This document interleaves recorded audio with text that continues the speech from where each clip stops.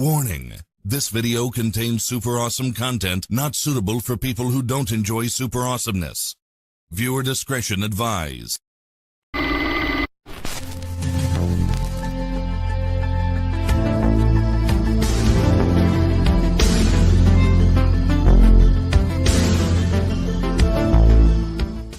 Welcome to Viewer's Choice. Your selection is about to begin.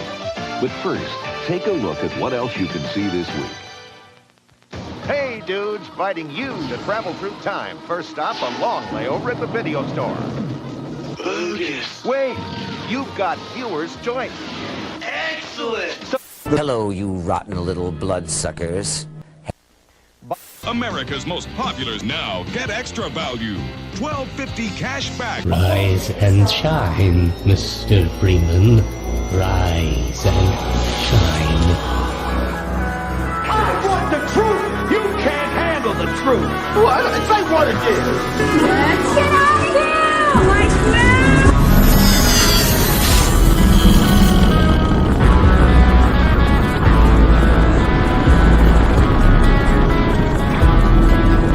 When life gives you lemons, don't make lemonade.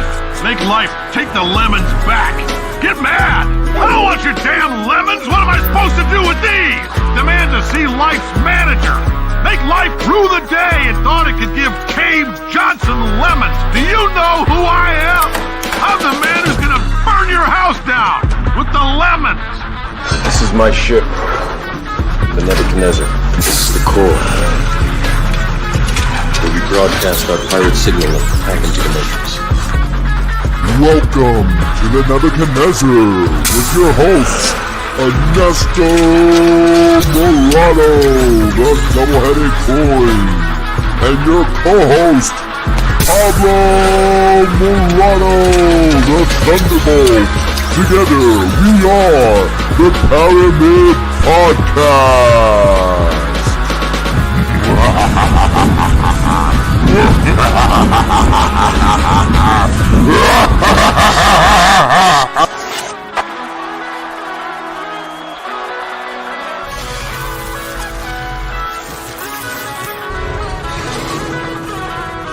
Have a nice day. Thank you. The right man in the wrong place can make all the difference in the world.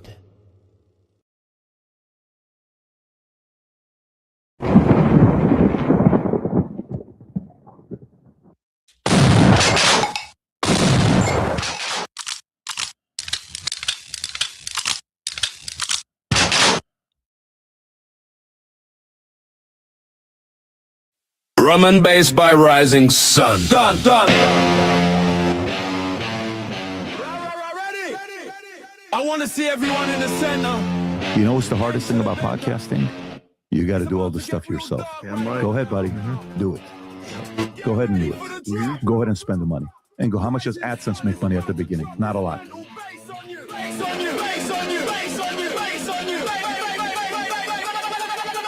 One, two, three.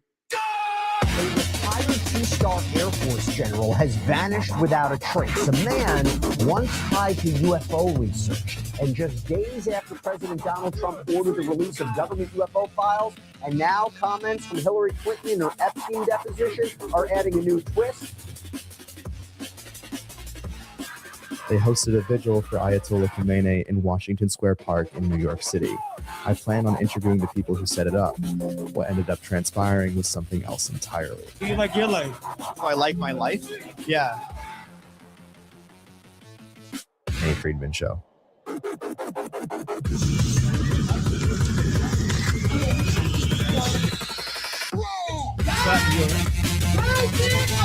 Welcome to New York City under Mamdani, ladies and gentlemen, where you can worship a terrorist.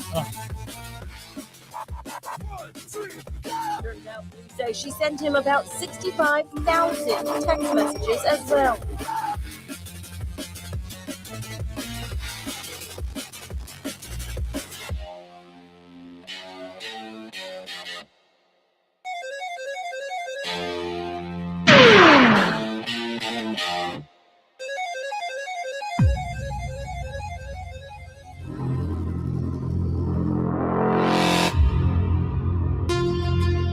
Welcome to the most banned podcast on the internet with your hosts, Ernesto and Pablo Morado, broadcasting to you from the depths of the Nebuchadnezzar and fighting the unseen hand in search of truth.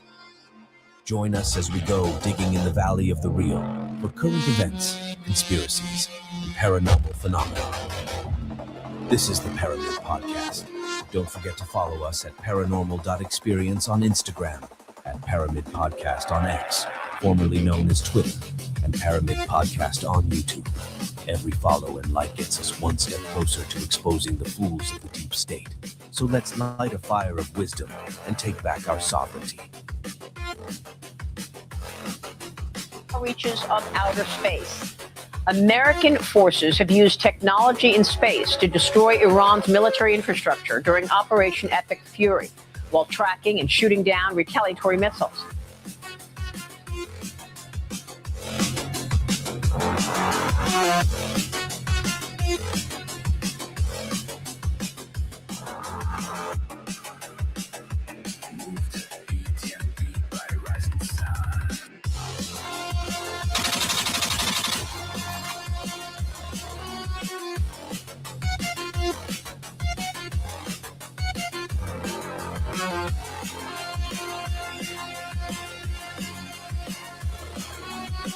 Welcome to the Nebuchadnezzar with your hosts, Ernesto and Pablo Morado! Welcome to the most banned podcast in the universe! Tonight, we're going to be talking about what is going on with this missing admiral. What's going on with this missing military general? What is going on in the UFO space? We got a lot of things to cover, a lot of interesting news. We got some things on what's going on underneath of the streets in Paris, France, and much, much more. Some crazy stories, some unique stories, some very interesting things to discuss. Lots of things happening right here at the Paramid Podcast. And we thank you all for pouring in. And this is show number 144.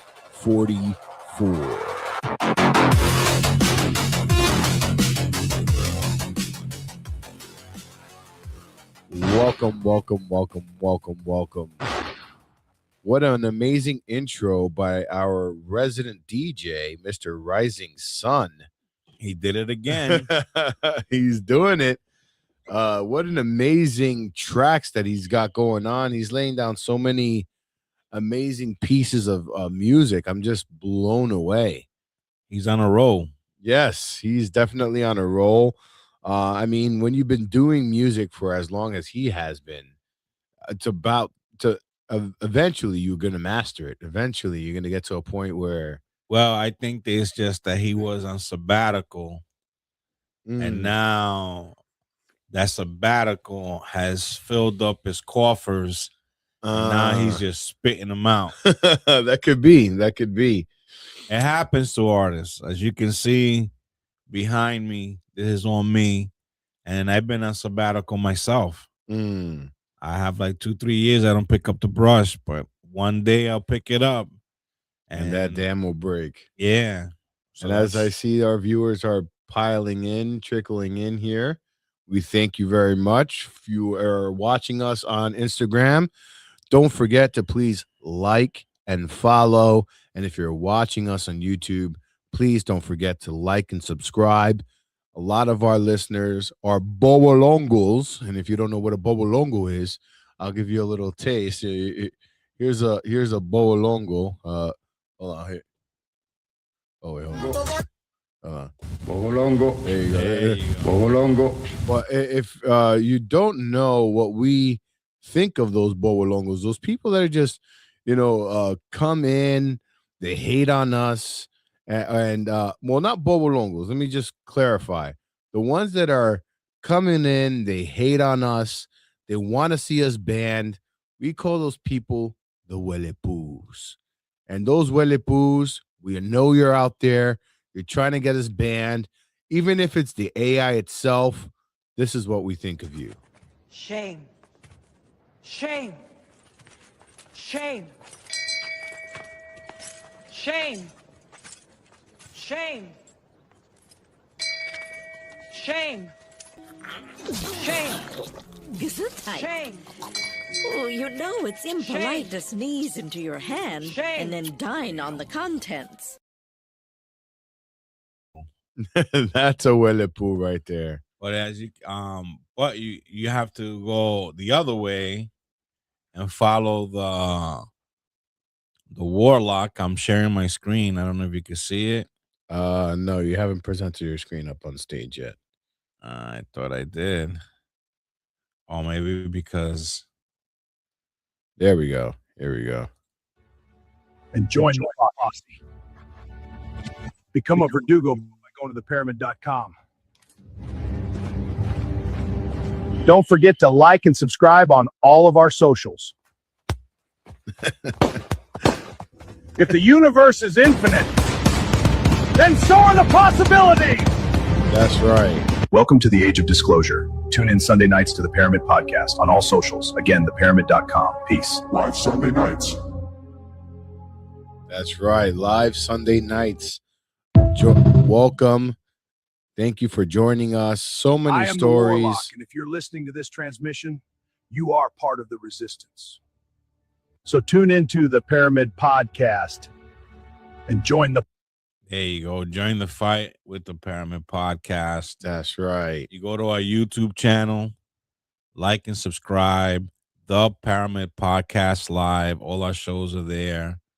We're on all socials. You could also go to theparamid.com and also, attain all of our socials through there, and also our Paramid News, very interesting site, and as well as our Paramid Vitamin site, Paramid Supplements at paramidsub.com. There's been a little glitch on our site, but it'll be back up again on Paramid Sub. We're rebranding, we're revamping, we're coming back better than ever. So stay tuned. So with that being said, let's just dive right into some stories here. So I have an interesting story that you might have heard in the intro. And in the intro, you might have heard this little clip here. Let me quickly pop that up here. Turns out police say she sent him about 65,000 text messages as well. So 65,000 text messages. So this woman goes on one date. Okay, but based out of where? Great question. So hold on, let me see.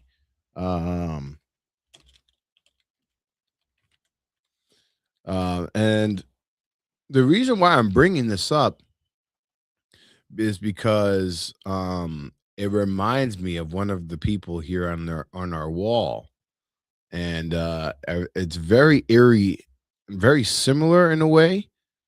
And it just reminded me of our community, the things that we've researched in the paranormal. So this woman, her name is Jacqueline Claire Aids. And they said 65,000 in their initial reporting, but after the FBI did a full, comprehensive review, they found that she did 159,000 texts, and that was between. Okay, you're gonna say it. Between it was 10 months. In a 10-month span, it was 159,000 texts. So 159, there's, let me see, 159,000 texts in 10 months. So it says here, I wonder what that averages a day. So it says, after just one date, AIDS began a 10-month-long campaign of harassment and stalking. At one point, she was sending up to 500 texts a day. Damn. And what was the content of the text?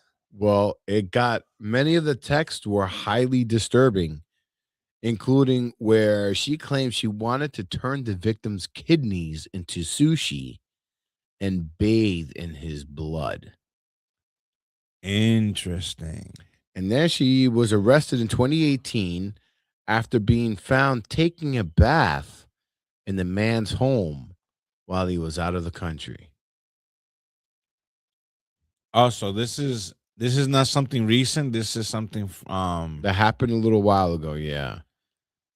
So she waited for him to go abroad and she broke into his apartment and took a bath, claiming that she was his wife. And the outcome was in 2019, she was found mentally incompetent to stand trial and was ordered to be treated at a mental health facility. So now, with that being said, she was stating that she wanted to make his kidneys into sushi. Well, so let's dive into it. So let's break down. The reason I'm asking is because it sounds like that dude, Army Hammer. Right. Yeah. Very similar. That he wanted to have his girl's ribs removed to have them smoked and eat them. Maybe we could do a little matchmaking, get Arnie Hammer and this girl, get them together. I think what's going on is the exposure about that there is an elite circle. Have you heard of the Red Shoe Club? The Red Shoe Club? No. Let's see. What is the Red Shoe Club? All right, let's see what you dig up with the Red Shoe Club. But it looks like it's the elite are finally getting exposed. One of the nasty little things that they enjoy, besides having sex with underage women and men, is actually consuming. So it says here, the Red Shoe Club is primarily an online conspiracy theory that circulates on social media platforms like Facebook, Instagram, TikTok, Reddit, and podcasts. It claims that a certain powerful elites, including politicians, Hollywood celebrities, billionaires, royals, and other high-profile figures wear red shoes as a secret symbol or membership maker in a hidden group. The most extreme versions of the theory allege that these red shoes are not ordinary footwear, but are made from human skin, specifically from children or babies, and that the club is tied to satanic rituals, pedophilia, child trafficking, cannibalism, or other horrific crimes. Proponents often point to photos of celebrities or elites wearing red shoes at events and portraits, or casually as evidence, suggesting it's a deliberate signal that's hiding in plain sight. The idea gained traction in fringe online communities, especially those overlapping with QAnon-style narratives around elite child abuse rings. Some posts explicitly connect its figures like Tony Podesta due to art collections or past rumors, or claim it's linked to broader adrenochrome or Epstein-related theories.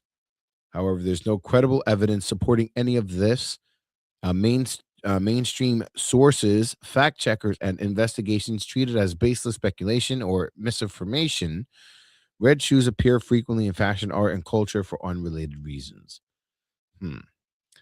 So, I mean, it could be both, because I have red shoes and I'm not in any kind of cult whatsoever. Yeah, but I think this is a club.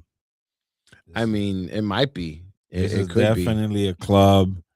Well, where there's smoke, there's fire, and they're Epstein. I believe most of the people in the Red Shoe Club are people that were in Epstein's circle. So what I want you to do is, can you go to that Gmail for Epstein? And just type in red shoes. See what you get. Okay, hold on. Just had a quick question. So My question would be with somebody like Rihanna being the Red Shoe Club, and it says here, no, not credibly considered a member of the Red Shoe Club. Okay. So let's go to the J mail. Okay, now you see how who did you ask, Grok Uh-huh. or ChatGPT? Grok. So it's not a credible member of the Red Shoe Club, which is like giving it credit for being a club, but yet it's conspiratorial. Right. Let's see. Red shoes. Let me put this up on stage for everyone to see here. Okay. So Selena's shoes. Do you like sneakers so much, but I could possibly switch the color? Yes, wait, what? Do you like the sneakers so much, but could I possibly switch the color? Okay. Yes. I'll agree. Could I get the black with the orange soles? FYI, Reebok Reflex do not come black with orange soles as she would like. This is the closest I can find. It is Reebok Zig Fly running shoes. Huh. Okay, nothing. More red than orange. So they're like red shoes. Huh. Okay, so let's see. Red loafers. The image shows a person wearing red loafers with other shoes and reflections visible in the carpeted floor. The focus is on the footwear. Does it? How do we see this? The original. image Let me see.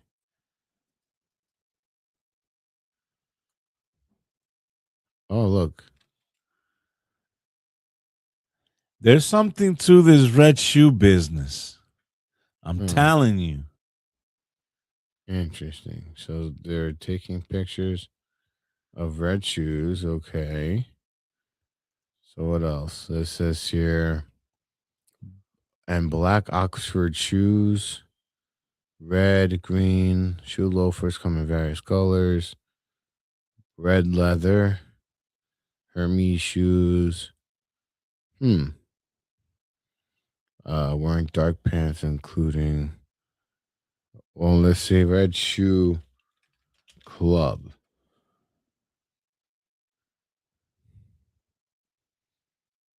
The most common on. No, hold on. What? The most common of alternatives to long jeans. Well done. You need to make some prototypes. Hopefully you get this since I'm traveling, but have not yet complete the business plan for my thermal thigh-high idea. Tell me honestly, what do you think? I need a smart business brain. It's damn brilliant product idea. I just want to make a couple $1 million for me and my partner. Huh. If you can tell from the plan, I put a lot of thought and research into this. Catherine. There's definitely a red shoe club. There's definitely. Yeah, it's very interesting. Red Shoe Club. I'll look into that a little bit further. But yeah, I haven't heard of that before. Oh, yeah. It's like I listened to this guy, Walter Sterling. Mm-hmm. And what this guy has said, it's horrific. He warned you, though. I give it to him. He said, this show, and this is on radio. This is like WABC radio. Okay. He said, what I'm about to discuss tonight is going to be appalling, going to be horrifying, but I'm going to tell you anyway. So he goes on to say that, first of all, Google LA restaurant serves human meat. Oh, yeah, I heard about that.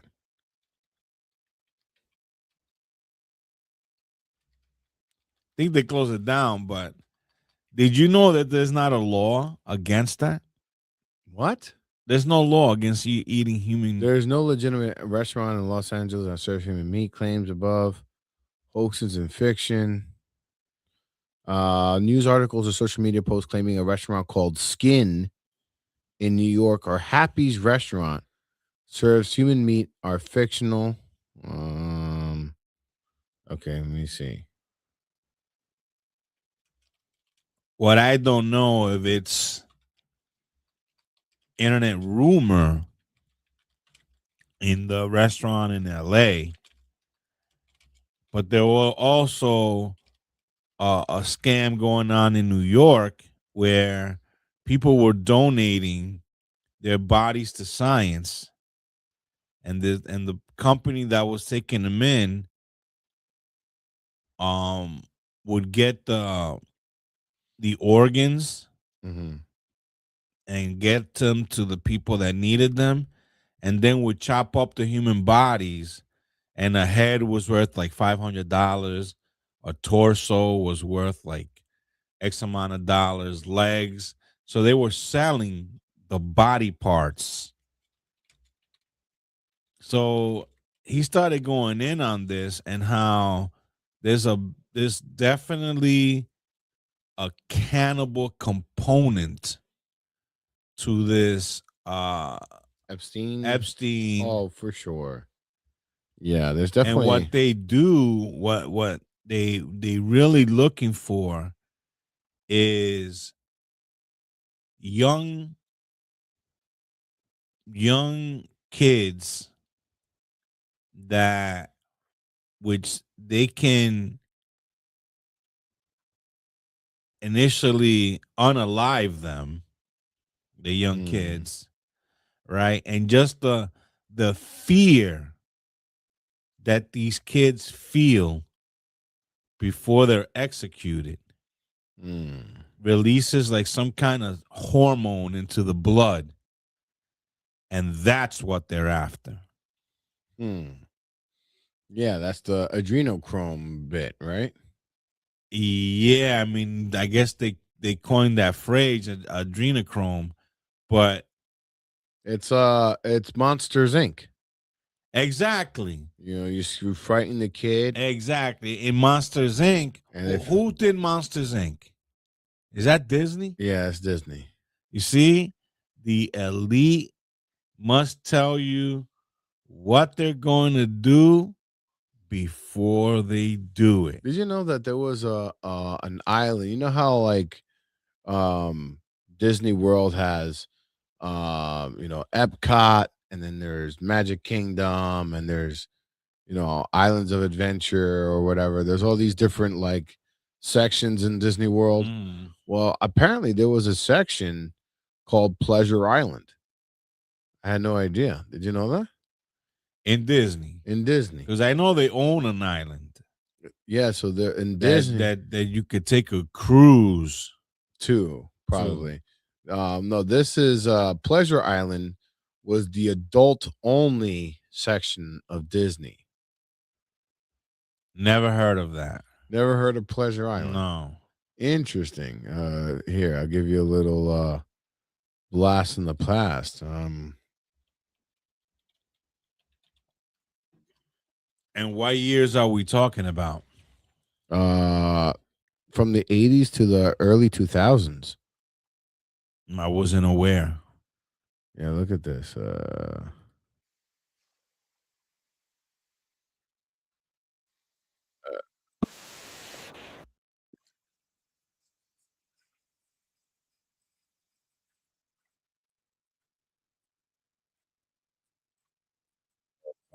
see. I've been there, Disney Springs.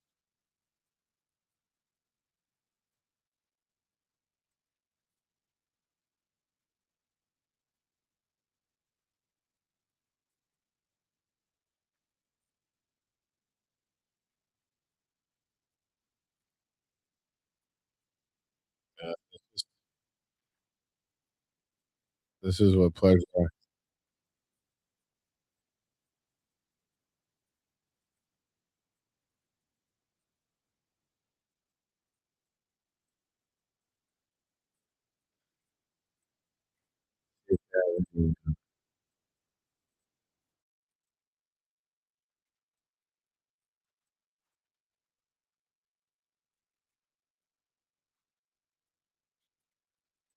Yeah, so there's a whole island that they had in Disney centered around adult activity. Yeah, now he said that now it's called Disney Springs. Yeah. I've been there. Yeah, it was once It's called Pleasure Island. that's like the free part of Disney. You don't have to pay to get in there. Mm. You know, they got like little shops and restaurants and lots of little shows, and you go there and it's for free. Mm. It's actually quite nice. So that's how it was. But instead of it being like a little like shopping area restaurants, it was a nightclub island of just adult because they figure they have all this stuff for kids. But what do the parents do? Where do the And adults it's big. Disney Springs is big. go? It's big. Well, they had a lot of different venues, and it was supposedly spectacular at the time. I wonder if there was any let's see, footage. But it makes sense. Like, why wouldn't they have adult entertainment there? Right. I 'Cause, mean, you know, you got a lot of adults, you know, dealing with their kids all day long. right. So at the end of the night, you know, now you tell the kids, listen, we're gonna leave you if they have somebody to leave them with. We're gonna go party. Now it's our turn. Well, their idea here's a better one that shows you.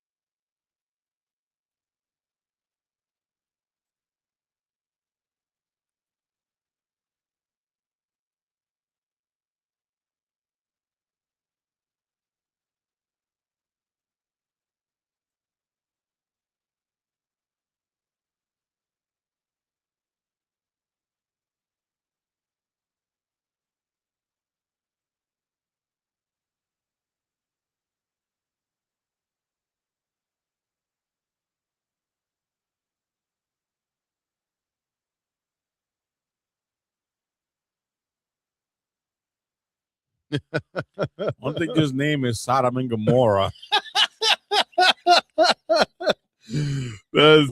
That's crazy. But we went on a detour here. So, bringing back the reason why I brought up this woman, right? So this woman, Jacqueline Claire Ides, she sends this guy 159,000 texts, and that's about 500 texts a day, right? Now, in asking in figuring out the true size of this, it would take let's just how long would it take to write 500 texts a day? Well, it depends the length of the text, you know. Well, it says here, if we assume a person sleeps for 8 hours, that leaves 16 hours of sending time. To hit 500, you would need to have sent roughly 31 texts every hour, or one text every 2 minutes, nonstop for the entire day. Wow. Yeah. So, and this is coming off just having one date with this gentleman. Right. And then she goes into now, what was the ethnicity of this woman? Black, white, Spanish? Yeah, she was like a white woman. And a European, I would say. And the guy? The guy is anonymous because he was the victim of this whole thing. So he's anonymous. Oh, so you don't know what ethnicity Yeah, is. but supposedly he met her on this social media website that is specifically designed for like the elite, like for wealthy people looking for a date. And she happened to find herself on this application. So she gave a little bit of too much of a obsession in the onset on whatever happened in this first date. She was like saying, "Oh, we're soulmates and whatever," and this guy was like, "Whoa, soulmates? Hold on, calm down, woman. You know, this is the first date." But then she goes into, so it says here, "I'd make sushi out of your kidneys and chopsticks out of your hand bones. I'd wear your fascia in the top of your skull and your hands and your feet. Oh, what would I do with your blood? I'd want to bathe in it," is what she's texting him. "Don't ever try to leave me. I'll kill you. I don't want to be a murderer. I hope you die, you rotten, filthy Jew. You dirty birdie." It says, "I'm like the new Hitler. Man was a genius," is what she's texting him. Man, this guy like Kathy Bates all over it. Oh man, and from Misery. Oh yeah, exactly. You dirty birdie.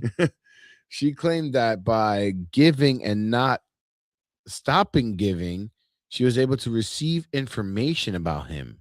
She famously told reporters, "I am the person who discovered love," and argued that when you're finding love, not everything is perfect.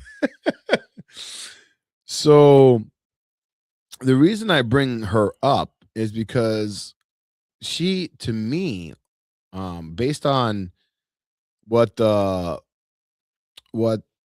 this whole story, as I was diving into this rabbit hole, seems like she got like a stream, like a download of consciousness, because she didn't just go into, these concerning texts. Let's see. The question is, what was she doing before she met this guy? Has she done this before? Yeah, so apparently before she was a normal person. Everything was, she was a little bit, ADHD and obsessive, but this guy's rejection just made her snap. But that's why I'm thinking it was a download of sorts. Because listen to some of the things that she had mentioned. Hold on.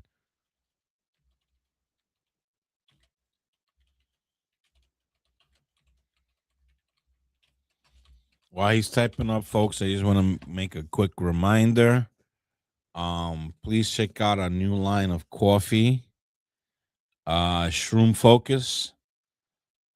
It'll be on our site, paramidsup.com, which is currently under construction right now. It'll be up soon, but this coffee is top notch.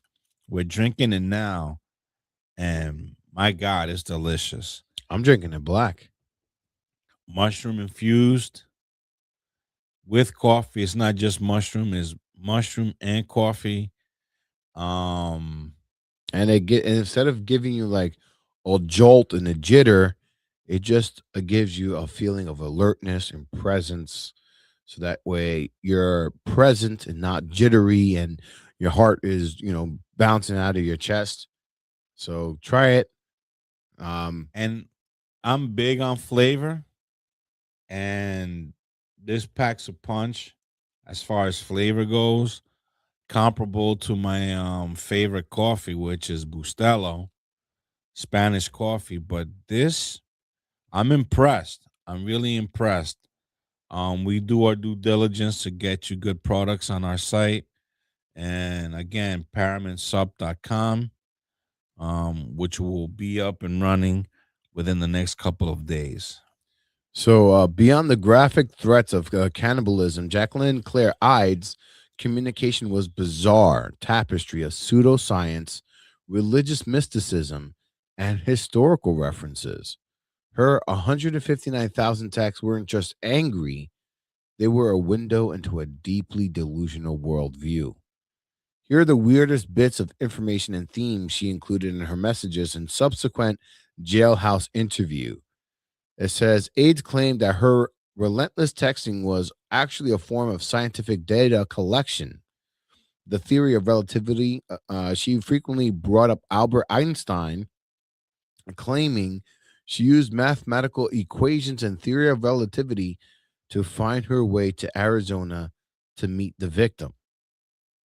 Receiving information, she explained by giving and not stopping giving, she was able to receive secret information about the man. She believed the volume of messages was a spiritual exchange of energy. Her messages were heavily laden with esoteric and historical references that often shifted from worshipful to hateful. The dollar bill. In her jailhouse interview, she rambled about the markings on a dollar bill and how they contain hidden symbolism related to her life and the victim. The Dead Sea and Jesus. She discussed the Dead Sea Scrolls and the birth chart of Jesus, believing that these were somehow interconnected with her soulmate connection to the victim. Anti-Semitism. Many of her texts would contained extreme anti-Semitic slurs and praise for Hitler, who she called a genius. This was particularly jarring, given that the man she was stalking was Jewish. Claims of marriage and identity. I am his wife. When she was arrested at the victim's workplace, she told the officers she was his wife. She claimed in text that they were already married in a spiritual sense. The creator this lady was gone. Yeah. So, I mean, as you're hearing this, right, to me, it kind of reminded me of our favorite guy, Riley Martin.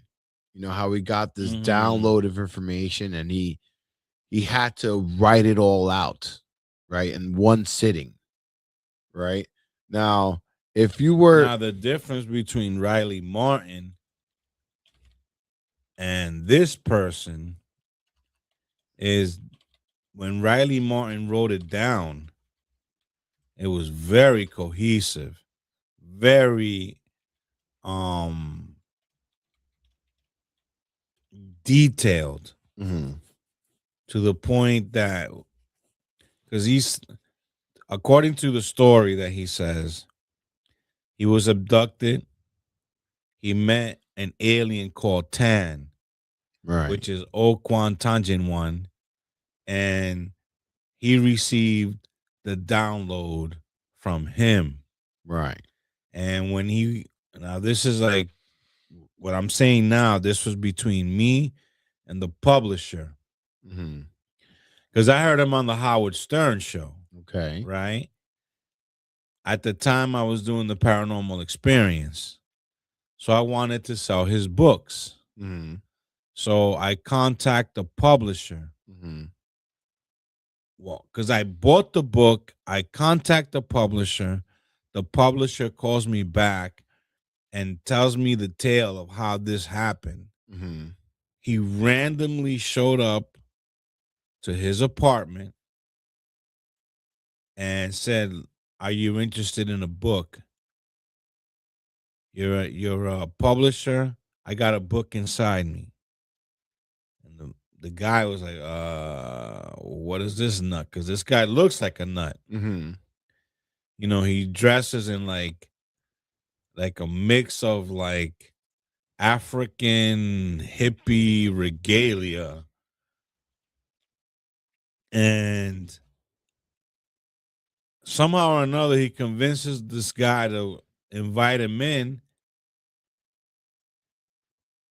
Right. Sometimes he wears a dashiki. Strange individual. Totally strange individual. But very intoxicating. His conversations are interesting. So he manages to get inside this publisher's apartment, and the publisher tells him, "Can I see the manuscript about this book that you want me to publish?" He goes, "I don't have it with me. It's all in here." And he goes, "Well, how am I gonna like publish a book that's in up there?" He goes, "Are you interested?" He goes, "Well, it depends what the subject matter is." He goes, "Get me some paper and a pen." And the minute he gave him some paper and a pen, Mm-hmm. he began to write. 3 days later, he was still writing, nonstop, without thinking, just like a machine, just writing Mm. until he finished the book. Right in his apartment. Took him 3 days to do it. And that is the book, The Coming of Tan. Mm. So what made me think about this is because I feel like this is something supernatural. The way she was ranting, because when you do an actual analysis of like even experienced writers that do heavy work, they don't do the amount of Move your PC so that people can see you. I got you. So they don't do the amount of work or the amount of words that this woman put. So in all counted, right? She put in close to 2 million words in 10 months. Well, my question would be, why to this guy? I don't know. What made I this think guy something so about special? Well, he was an elite. He was somebody that had a lot of wealth. So I don't know. He might be wealthy, but to call him an elite, like, was he connected? I think he was a billionaire. Yeah. Or was he connected? Was he like in esoteric circles? Not was he everything part about of the a man. club? Everything about the man is kind of obscure because he was the victim, so they don't report on the victim. But just to give you an idea here, so a standard novel typically has about 250 to 300 words per page, right? An estimated word count over her 159,000 texts is about 2 million words. So if you were to take that and divide that by, let's say, 275 words per page, that's 6,938 pages of text messages. It says here, to put that in perspective, a 7,000 page book would be 7 times longer than The Infinite Jest by David Foster, 6 times longer than the entire Lord of the Rings trilogy, and nearly 2 feet thick if printed on standard book paper. And where the hell did this woman have so much time? But that's what I'm saying. There's something supernatural about this, and this download. And I don't know what's the entire text message, but I'd love to get like AI on it to come up with a cohesive like narrative of what's going on in that 2 million words. And you said that this happened in 2018? Yeah, so let's see. When did this?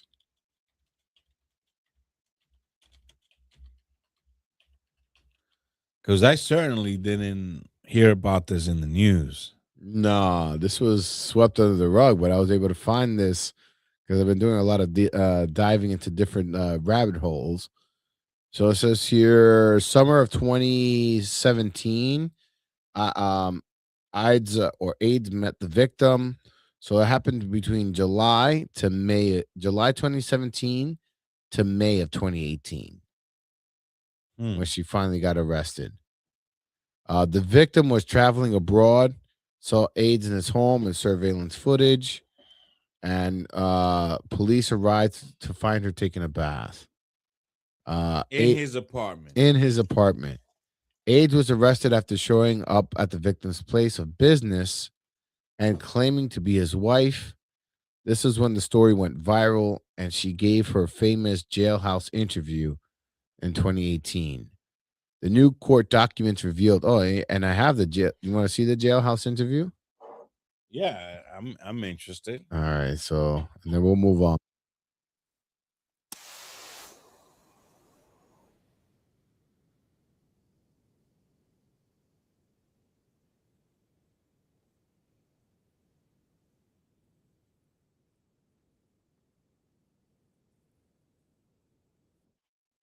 Let's see here.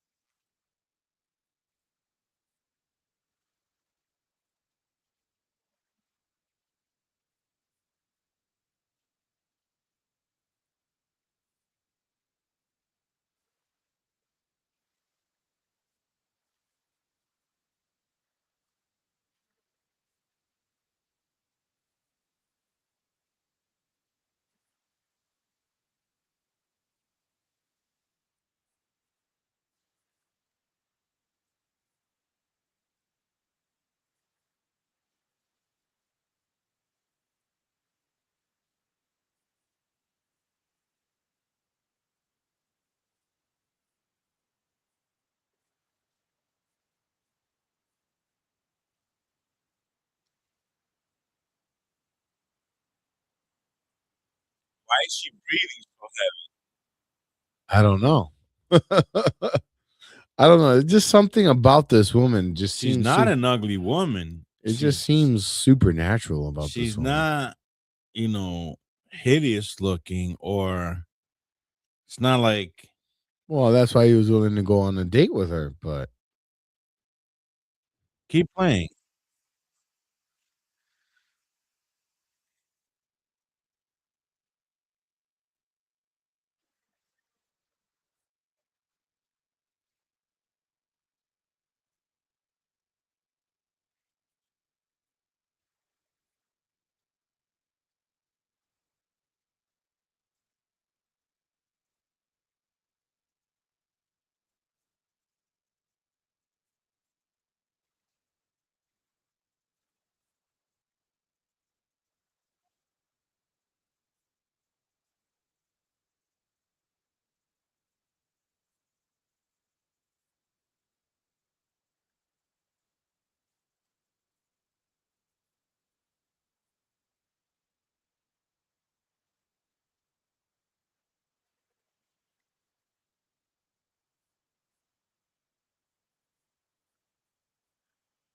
I really don't mean this insulting at all, but she kind of reminds me of my sister-in-law.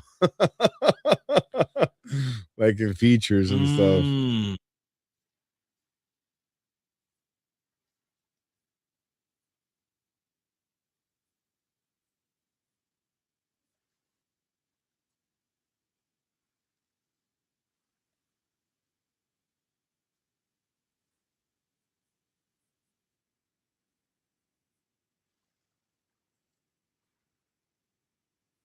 What does she have?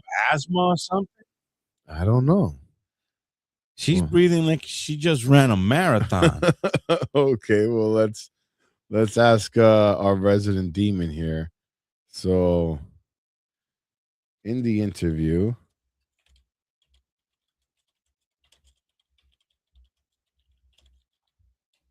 okay, let's see. Maybe that's just who she is, but let's find out. What does it say here? So is breathing heavy as the infamous 20 house jail is one of the most unsettling parts of the footage.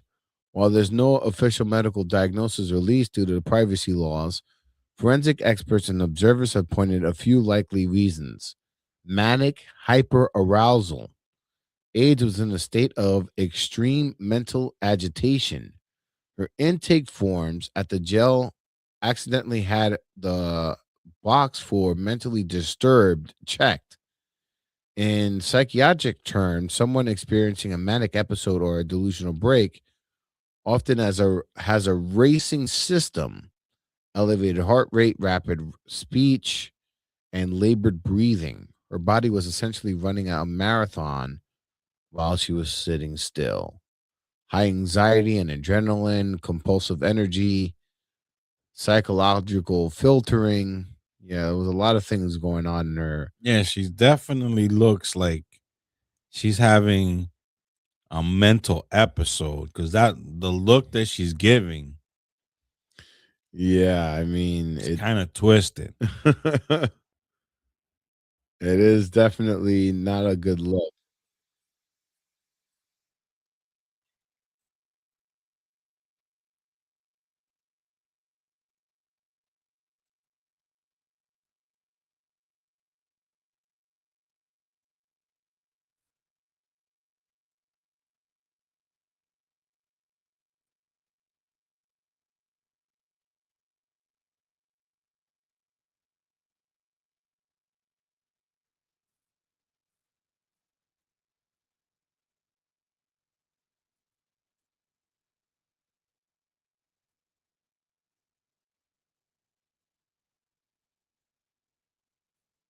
This is why I'm thinking she got a download.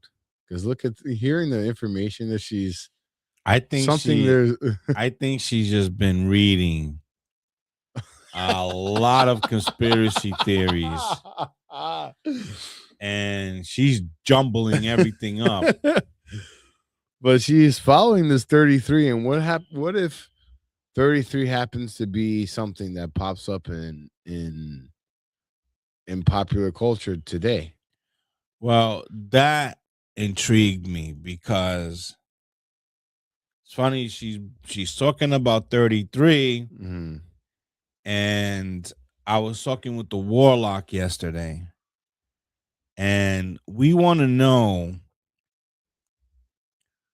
what is it with these dates ranging from 2029 to 2034? What do you mean? Like, first of all, JFK's the JFK files are locked up all the way up until 2030. The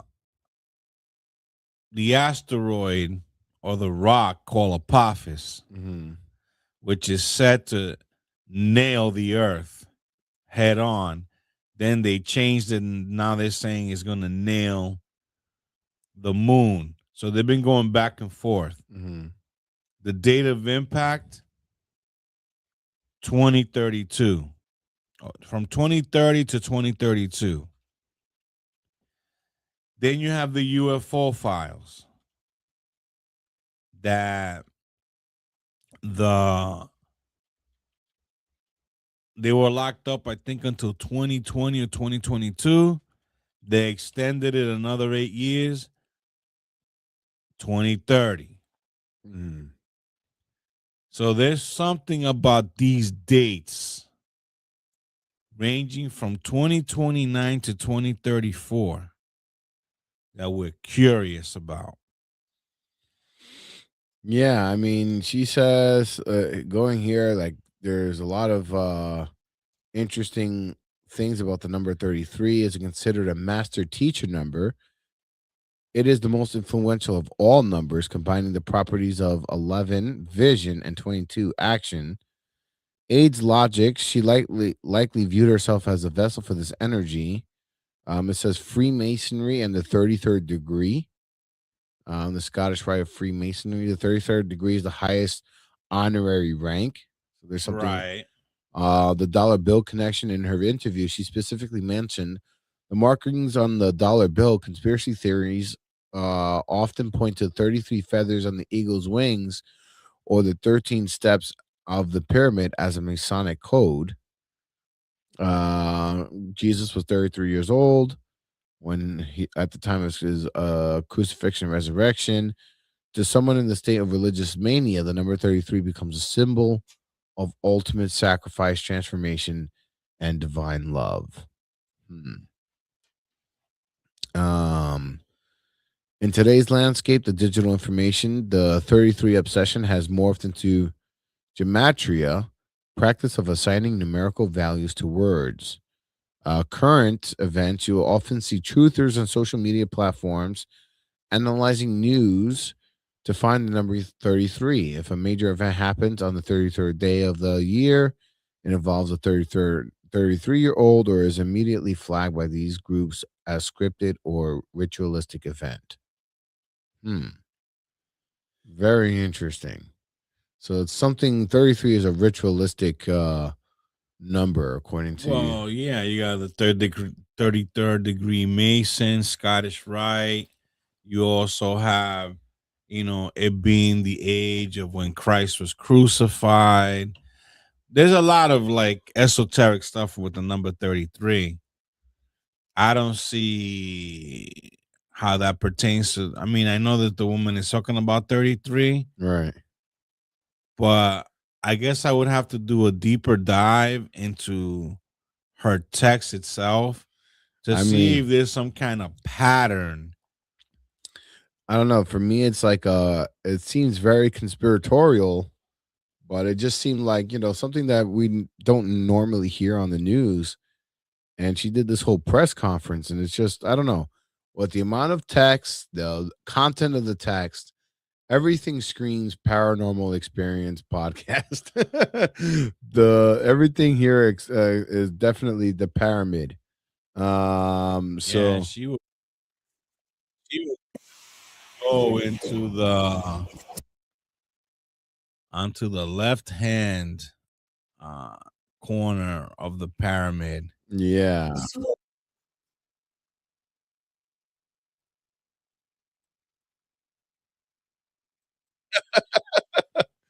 Oh, you mean the breaking and entering? About that. But yeah, so there's this woman, and I thought it was very interesting because of But there's one thing that I must state Mhm.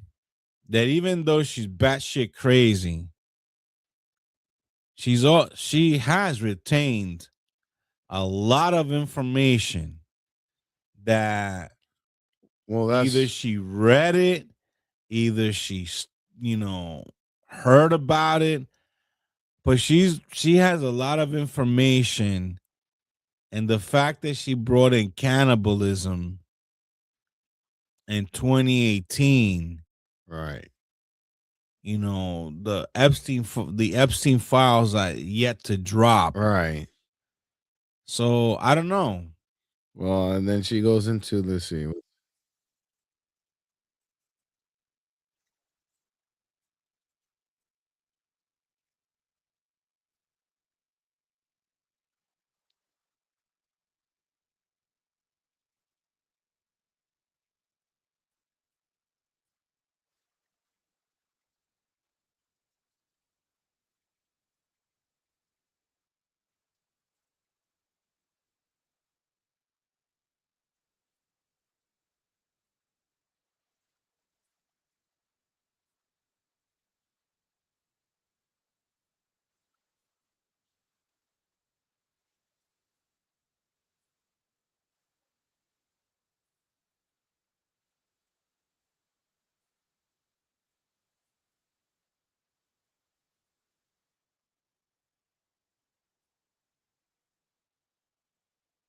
You see, I'm wondering if there was more than meets the eye here. Maybe she's deemed because the whole thing about the UFO community is that anything that we say about UFOs, whether it be the aliens to reptilians to anything about this particular section of what happens in real life, people are talking about this.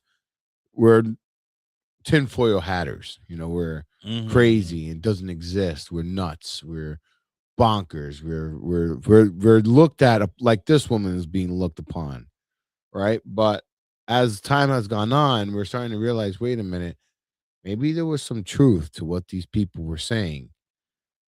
To me, what this screams is that movie Begonia. Begonia. I Yeah, don't think I know this which movie. is from the guy, the redhead from Breaking Bad. Right. It's with him, and it's like he meets a girl, and now he's totally obsessed with this girl because he thinks that she is an alien. No, I'm seeing it here. Is this it? Yes. Why? Could we play a trailer? I don't see why not. I mean, I guess so. Let me see. Oh my god, is this it? I've never seen this movie. Let's see. It's up for an Academy.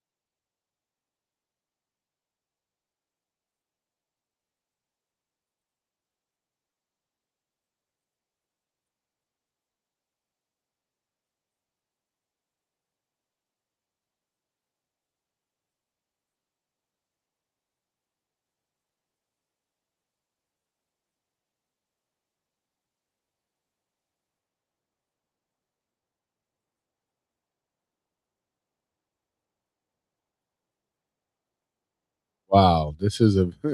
I mean, if that's not almost identical of what I mean, if she had the authority behind her, a team behind her, she would probably have gotten to that far. Right, but then as I'm looking at the trailer, you know, because the ending has a twist. I haven't seen the movie, but it happens to be one of these movies that every time somebody sees my jacket, which has, you know, the alien and the pyramid and Area 51, first thing they ask me, have you seen the movie Begonia? I didn't know of the movie Begonia. It was my passengers that let me know about it. Wow. But what is also like really looking at the trailer now, kind of struck a chord with Nancy Guthrie. Two guys kidnapped this woman. Right? Kind of like reminiscent of what's going on with Savannah Guthrie's mom, which they think that she was kidnapped.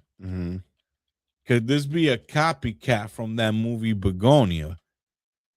I don't know.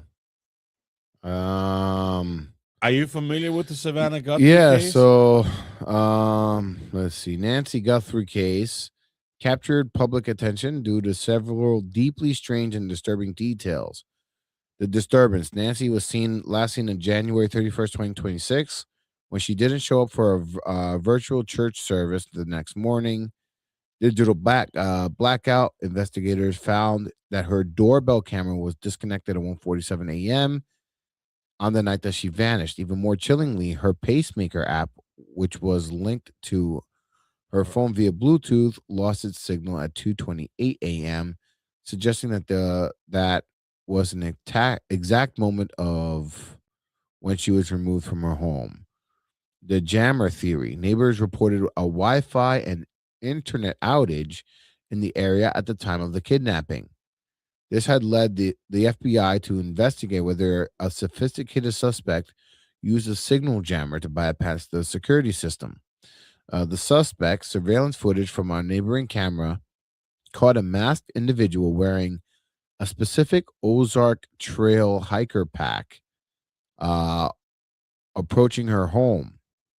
Ransom demands. There were early, unconfirmed reports of ransom demand for $6 million in Bitcoin through communication with the alleged kidnappers, seemingly went cold shortly after. So she's disappeared, vanished. The 33 Sync, interestingly, the search for Nancy Guthrie reached a major media turning point on day 33 of her disappearance. And there goes that number again. Arizona, both Jacqueline Claire Aids incident and Nancy Guthrie kidnapping occurred in Arizona.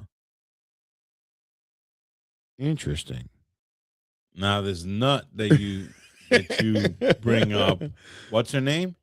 Jacqueline Aids, Claire Aids. Where did this happen? In Arizona. That's what they're saying. Yeah, that this both happened in Arizona. And this leads us up to the general. So wait, so where did the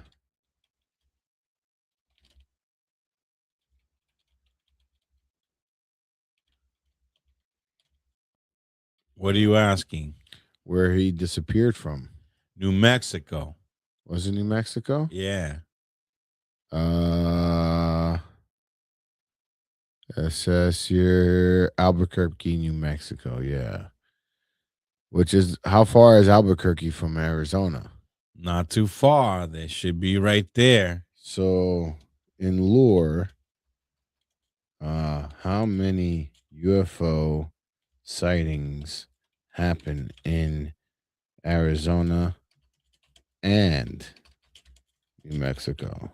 Well, New Mexico is where Roswell happened. Right. But that's the most famous one. I'm wondering how many of recent. Arizona ranks the 7th In U.S., for total sightings as of March 2026, there are over 5,300 reported cases. So 5,300 reported cases logged with the National UFO Reporting Center. New Mexico ranks 8th in U.S. per capita, meaning while it has fewer people in Arizona, your statistical chance of seeing something is higher. There are roughly 83 sightings for every 100,000 residents. One of the most famous sightings of UFOs. What is one of the most famous sighting of UFO? Well, there it says right here the 3 most famous incidents in UFO The history. Phoenix Lights. The Phoenix Lights happened, right? The Travis Walton abduction happened in Arizona. And the Roswell incident happened in New Mexico. The military connection lore.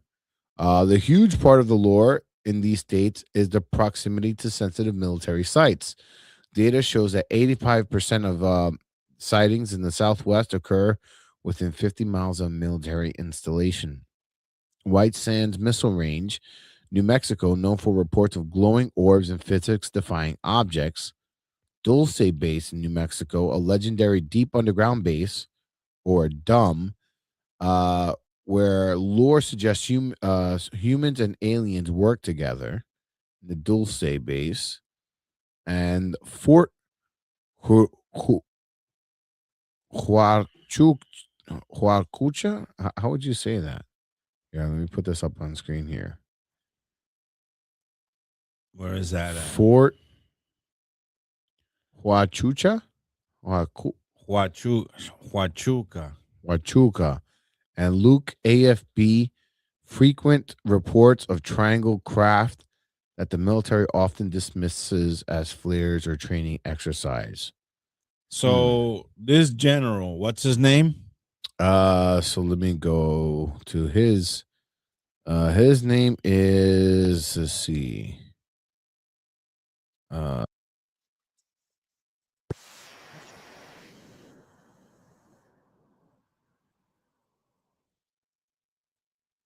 General William McCausland.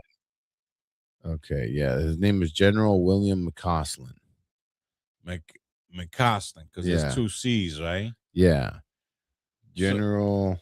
So what I find intriguing about this case is it's the chronological order in which these events happen.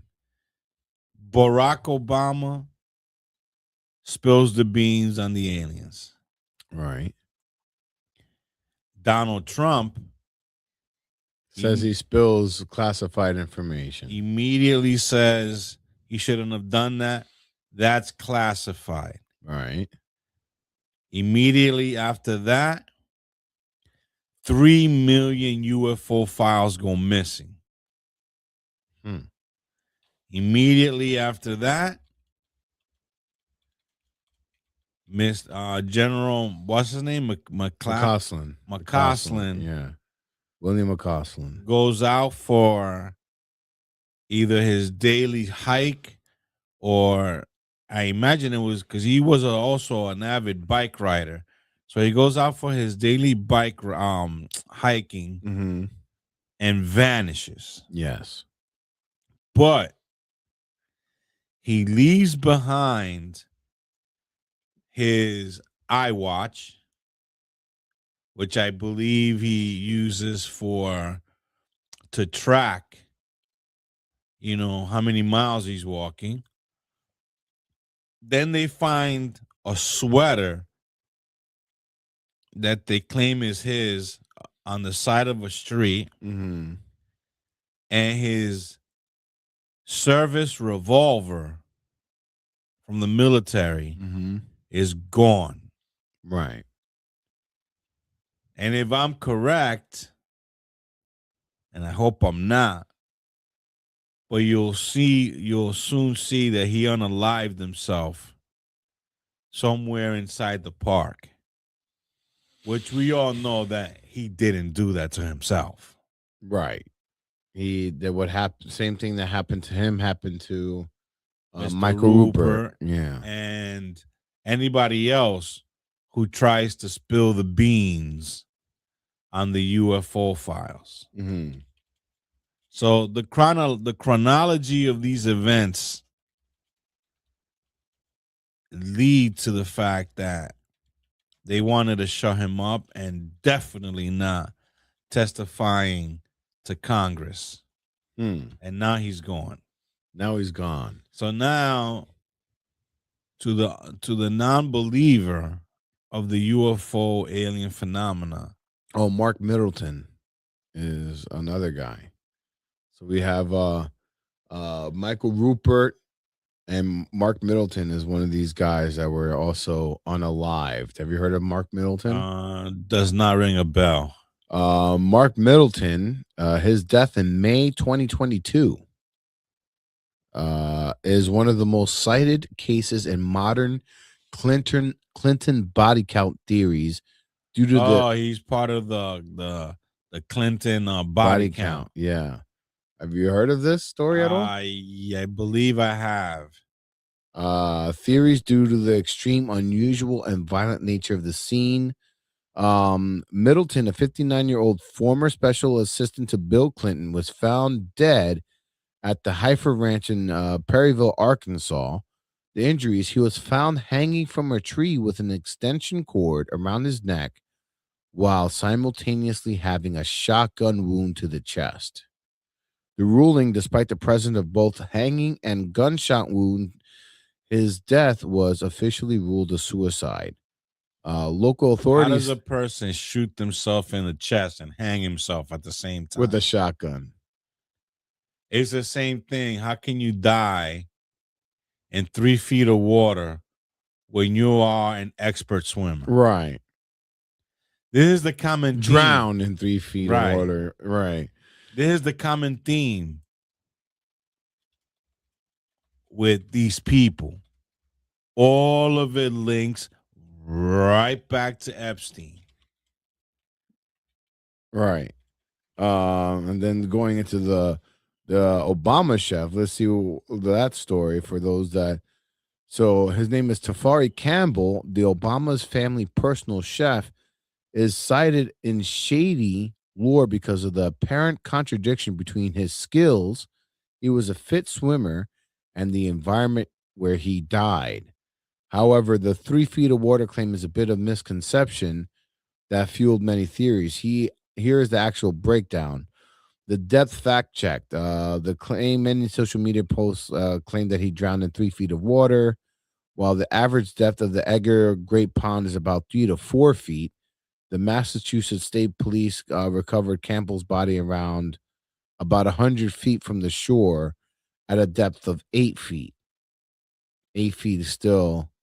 At 8 feet, you cannot stand. If you fall off board, you're not strong enough swimmer, you can to handle the initial shock or have a medical event. This guy was a strong swimmer, and now they're changing the narrative.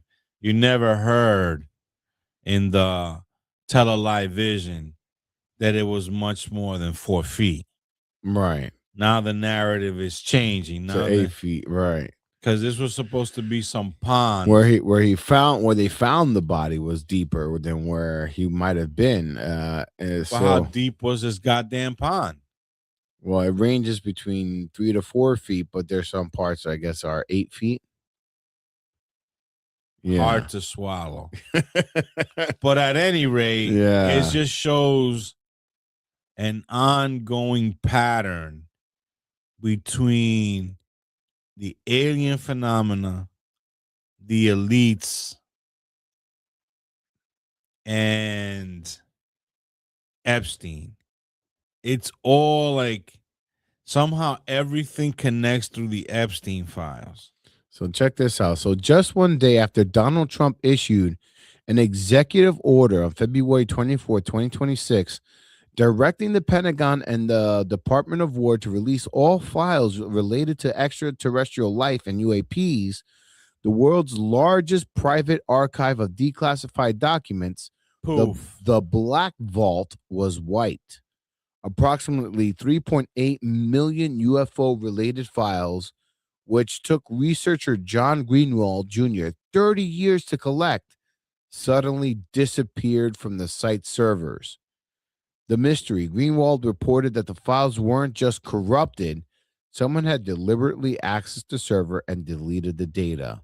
Now, Through the website itself, no, it says, though the website itself was just left running.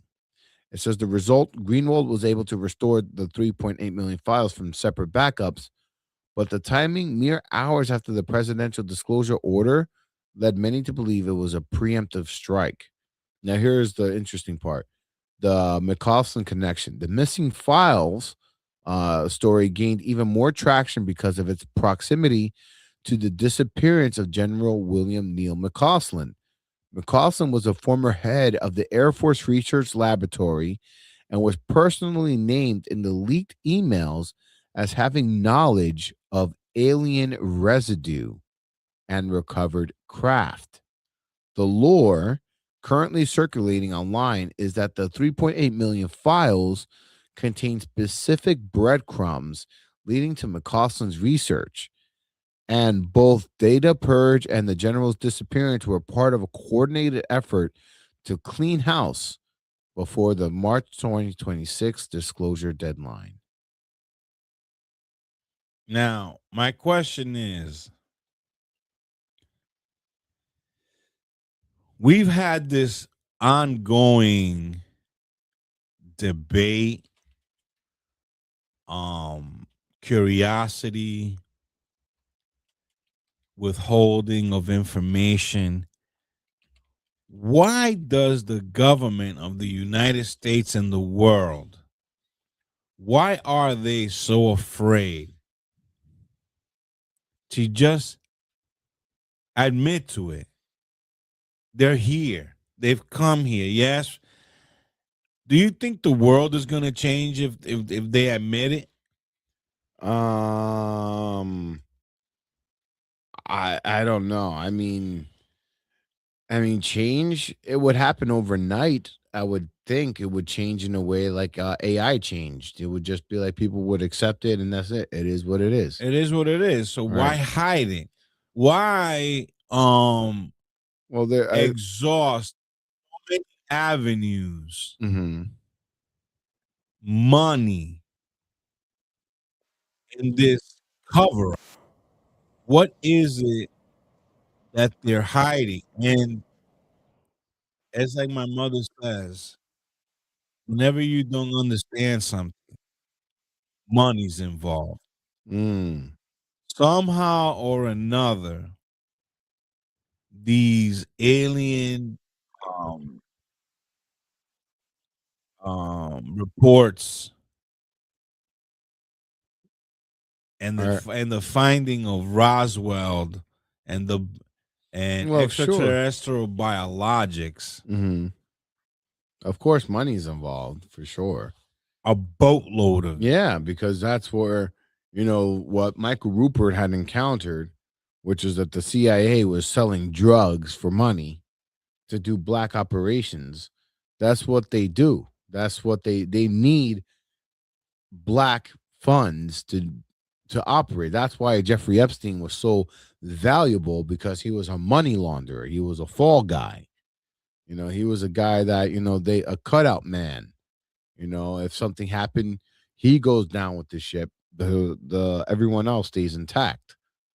That's what they use them for. But I mean, again, my theory goes back to the Simpsons.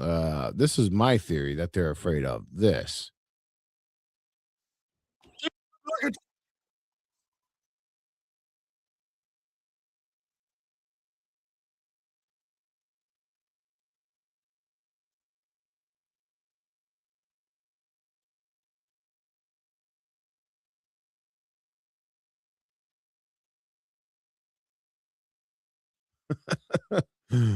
Yeah, so I feel like this is Well, it's kind of funny you say that because I was watching the Clinton hearings about Epstein, Mhm.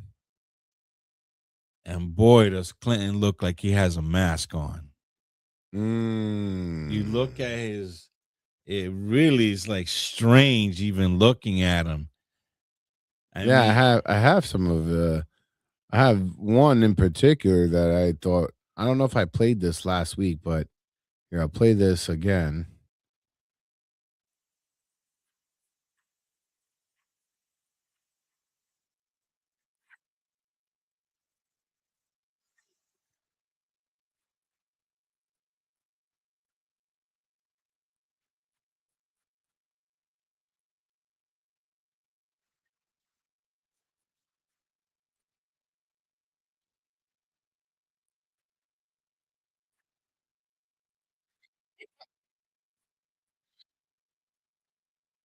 Look at his face. His face is like, I'm never gonna lift this shit down. I saw the whole thing. It's an amazing. Look at his face. He's just like, oh, bringing up Monica Lewinsky. He wants to say Donald Trump. Donald Trump's famous. Are we still talking about the Epstein files? uh,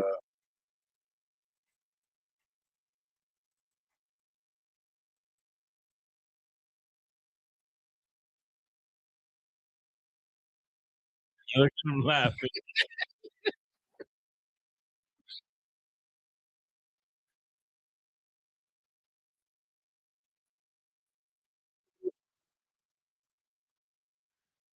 Ernesto, I have this picture of you in a blue dress. Can you just describe why it's in Jeffrey Epstein's house? I have no idea. Uh, uh, uh, what had happened was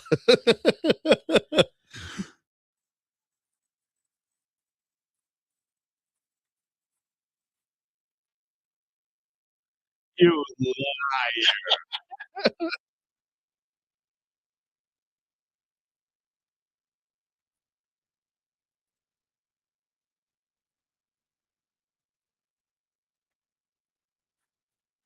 Rewind that. Rewind that. you saw he was trying to grab something and they Yeah. batted it from his hand. And that happens all throughout. Like they are very cautious that he doesn't slip. You know, they're watching him like a hound. Like he's about to say something, like Well, you heard what the Lex Wessner interview. Have you heard that one? No. We'll play that one real quick after this. Hold on. We cannot get too lost in the weeds. It's a podcast not that long.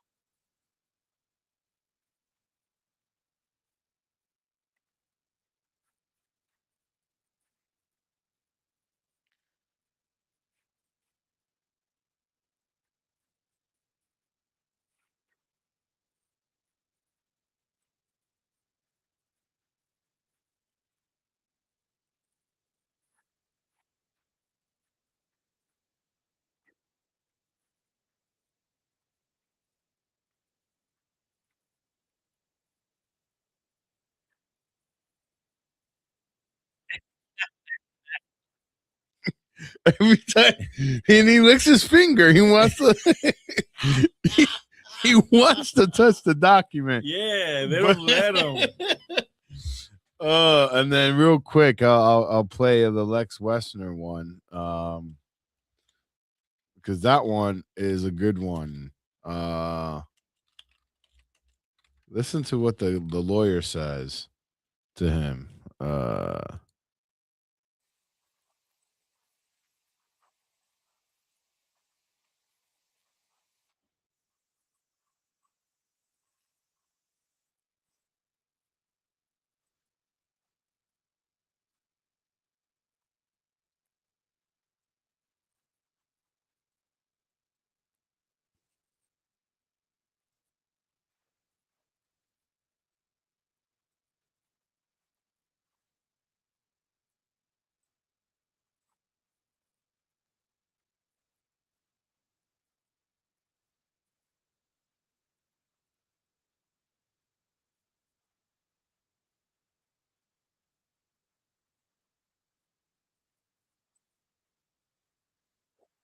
for it. Wait for it.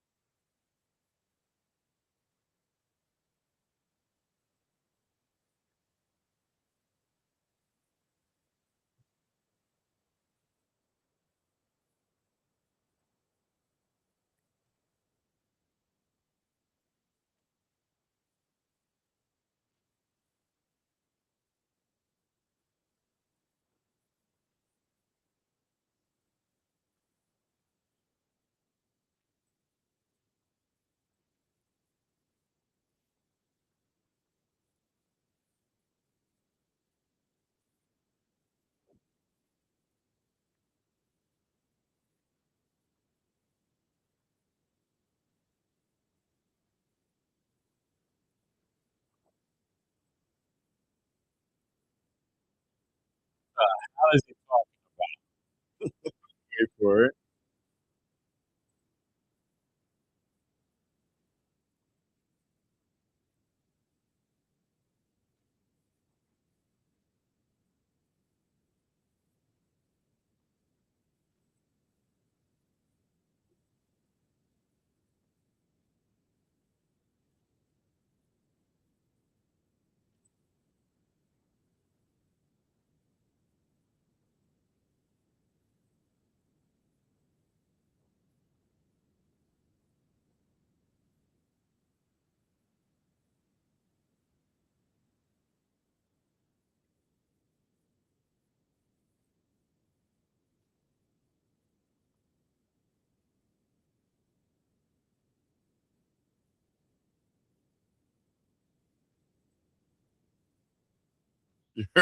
Did you hear what he said? No, I didn't hear. I was trying to hear what he said. Okay, I want for those listening, just pay close attention to what he. This is going to be a little loud here, but just pay close attention.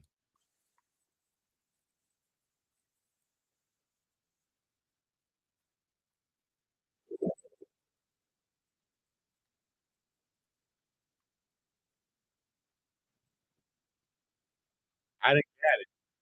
You didn't hear what he said at all. No, not at all. What does he say? He said, "I'll fucking kill you if you answer with more than 5 words." Okay. Oh, let me put it back again. Let me see.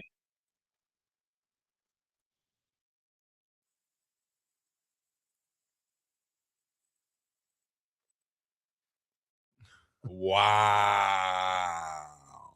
So wow. Yeah, they're definitely, and supposedly in a deposition, a lawyer cannot restrain a client like that. They're supposed to go on those tangents. Wow. Yeah. So that's interesting. That's really interesting. So I mean, going back to this guy McCausland, not only was he like a general of William Wright Patterson Air Force Base, which is known for where the Roswell crash vehicle went to. But there was a lot of things. He was associated with Project Blue Book, and in the emails with Hillary Clinton, there was some connection with him and Tom DeLonge. Do you know about this? I have not heard about this. No. Let's see. You know who Tom DeLonge is? No. So Tom DeLonge is the Blink 182 guitarist who is now UFO researcher, and does a lot of like research. He's been obsessed with UFOs since forever. Let me see here. So he's a band member of Blink 182. Yeah, let me give you Tom DeLonge here.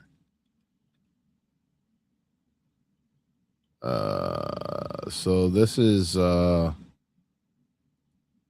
DeLonge.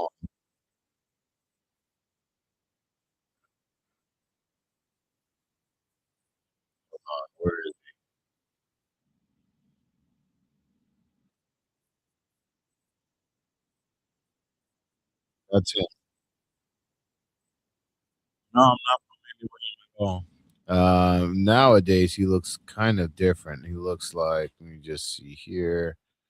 Kind of look. Here we go. This is his most recent. This was 8 years ago.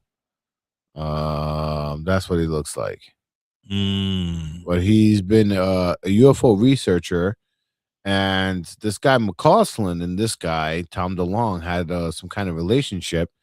So it says here, while McCausland was not part of necessarily in Project Blue Book, according to some theories, they did say that he was, but he is linked through it through the Air Force Research Laboratory at the very same location where Blue Book was headquartered. The WikiLeaks and Hillary Clinton connection. The world learned about McCausland's sensitive interest when WikiLeaks released a hacked emails of John Podesta, who was the chairman of Hillary Clinton's 2016 presidential campaign. The emails, Tom DeLonge emailed Podesta several times about A-level officials who were advising him on UFO disclosure. When Roswell crashed, they shipped it to the laboratory at Wright-Patterson Air Force Base. General McCausland was in charge of that exact laboratory up to a couple years ago. That's what was the quote in the email.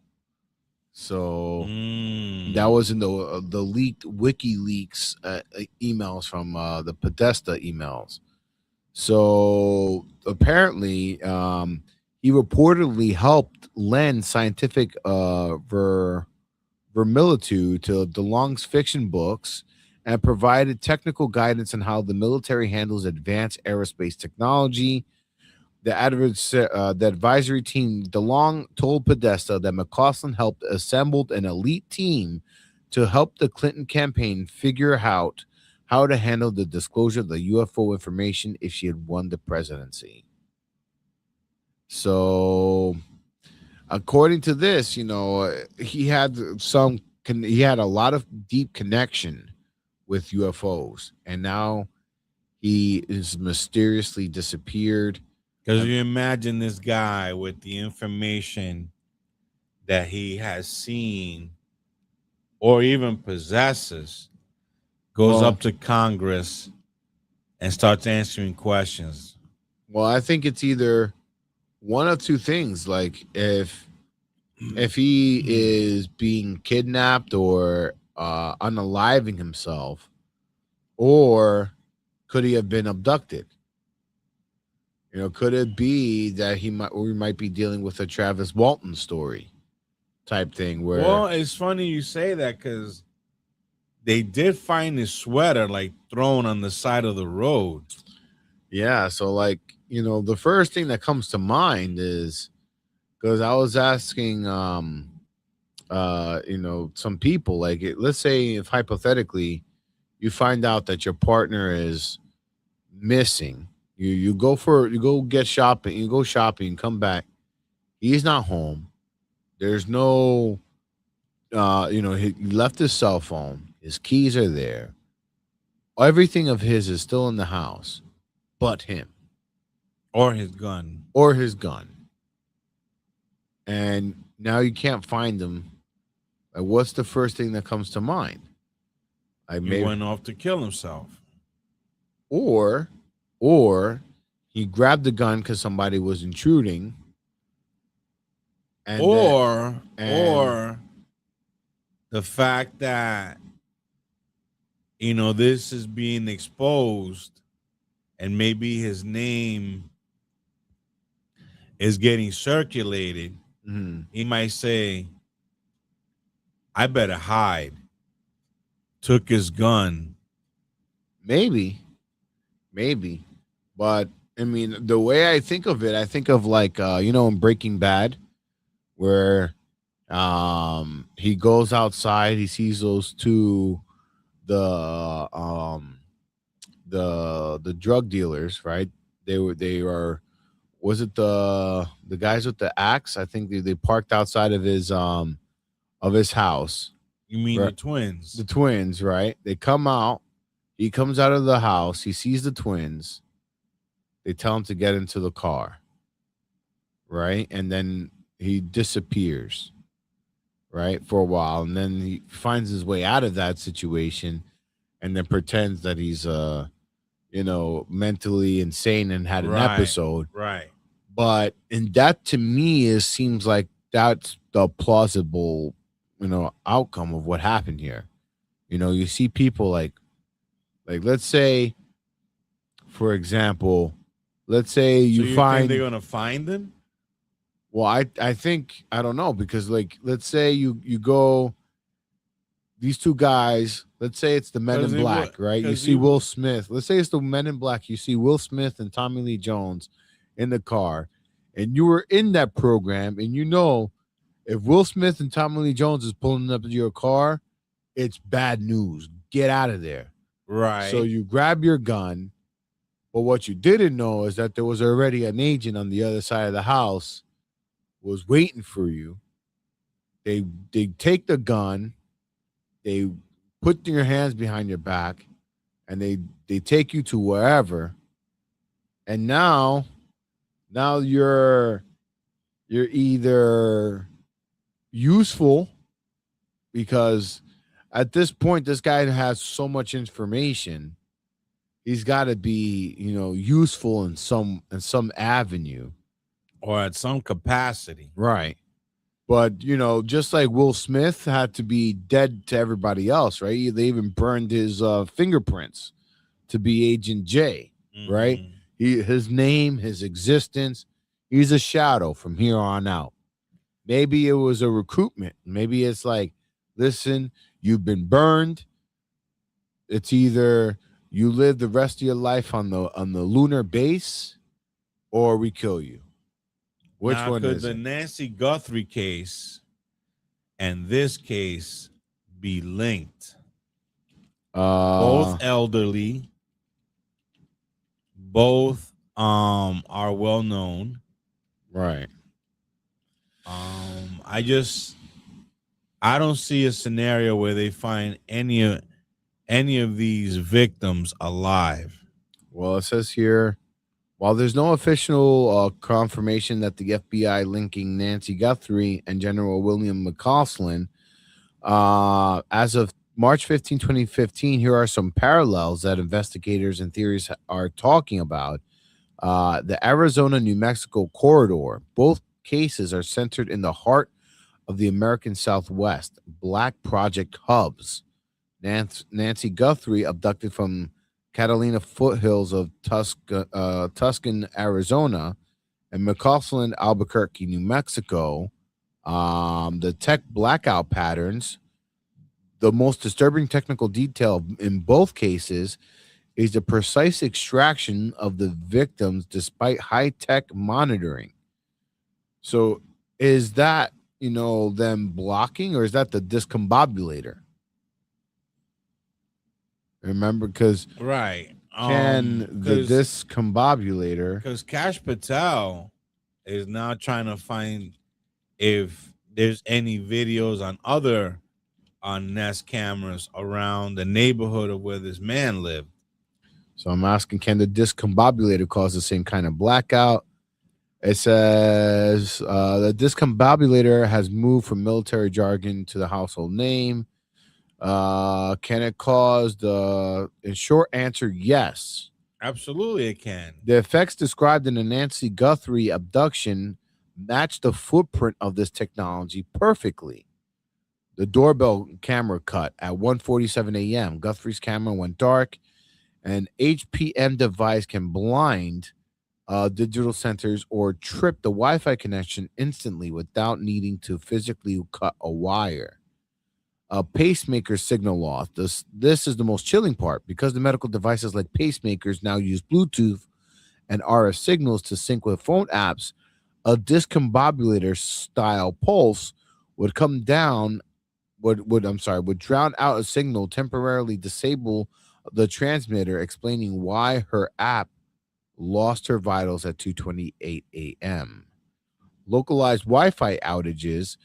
Neighbors in Tucson reported a complete internet blackout during the abduction. This is a classic symptom of high power jamming or a pulsed energy event.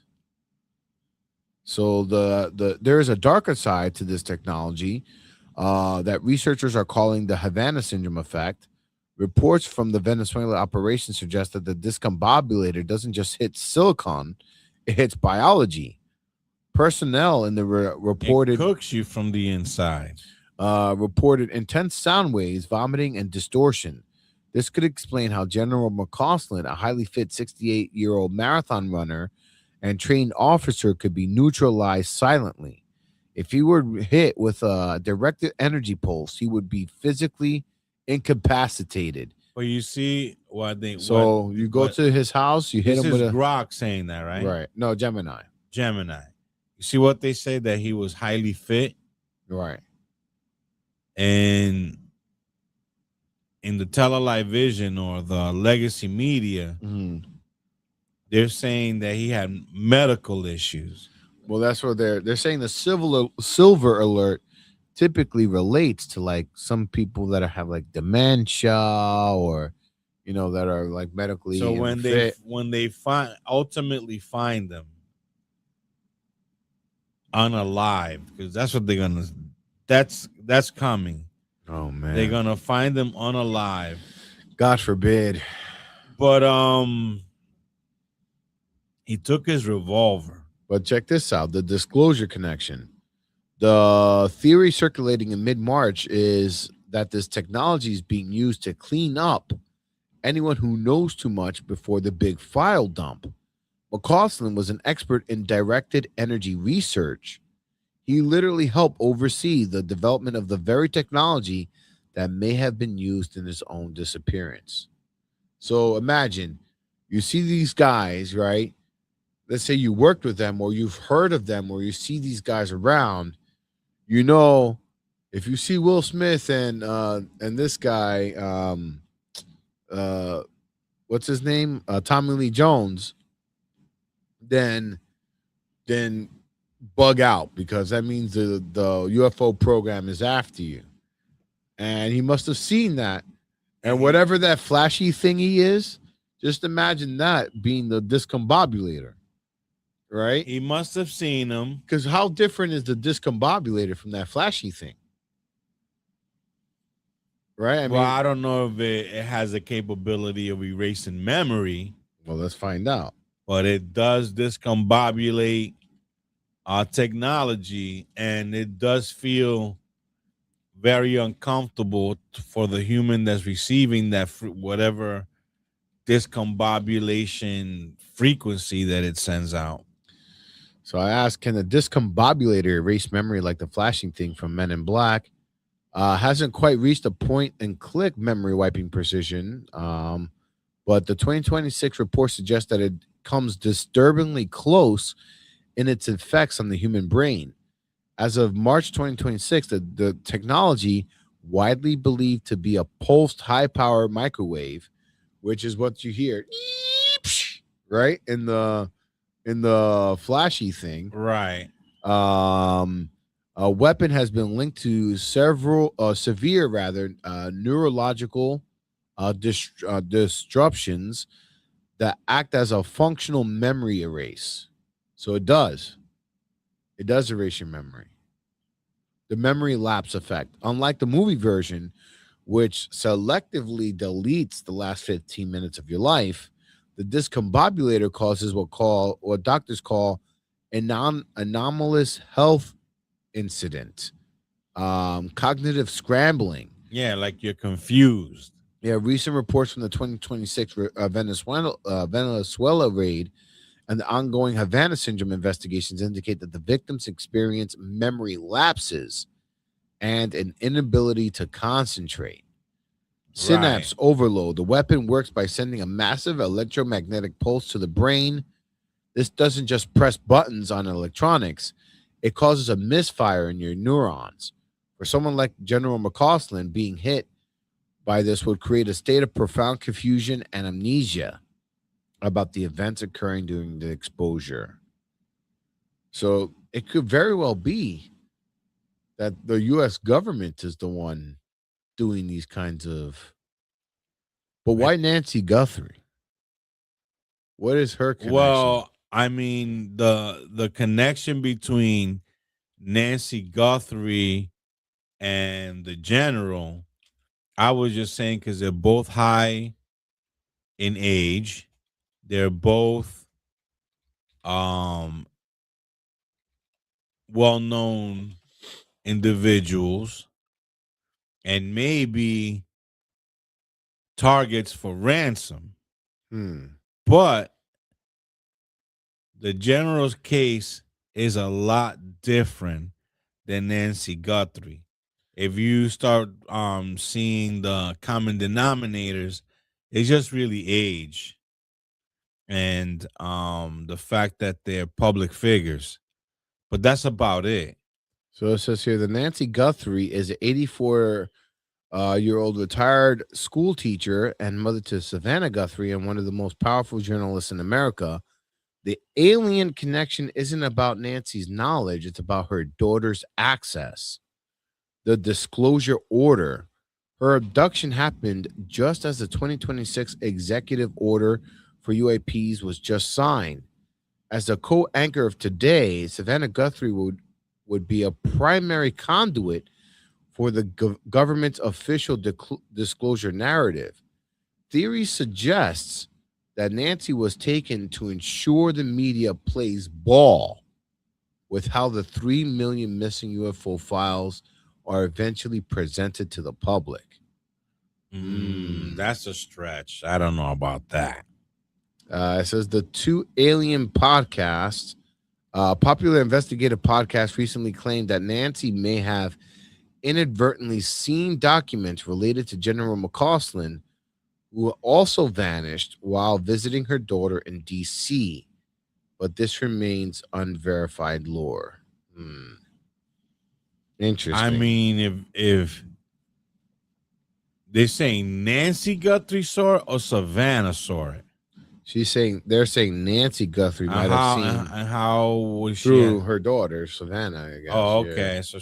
So them both might have seen it. Yeah. So Savannah might have had some information on it. And she saw it. Maybe. It's a little stretch, but nevertheless, it's a very fascinating subject.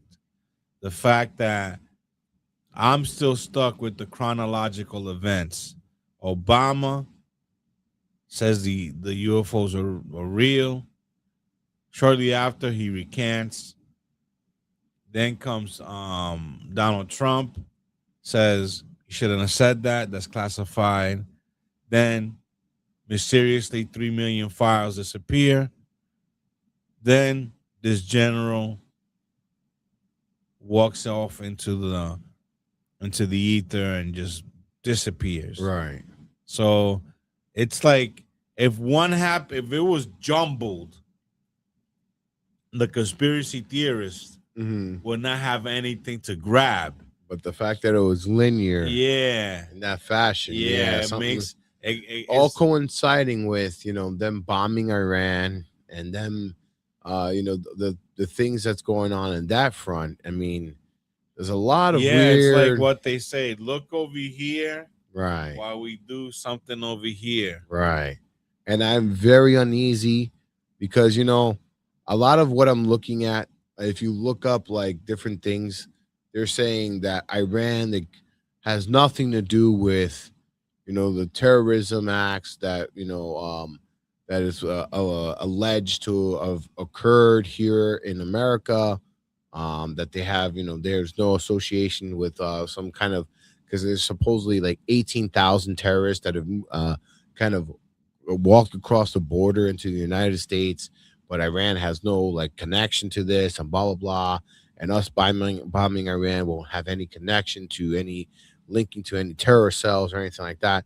But the more I look into it, the more I'm like, it doesn't make sense because they bombed Iran, right? The supreme leader. I guess you can say this guy is like the Islamic Pope. right? Right. And so they bombed the Islamic Pope on the holiest time of the year, which is Ramadan. Ramadan, right? And you don't think that that's going to incite some terrorists to do some heinous things? I beg to differ.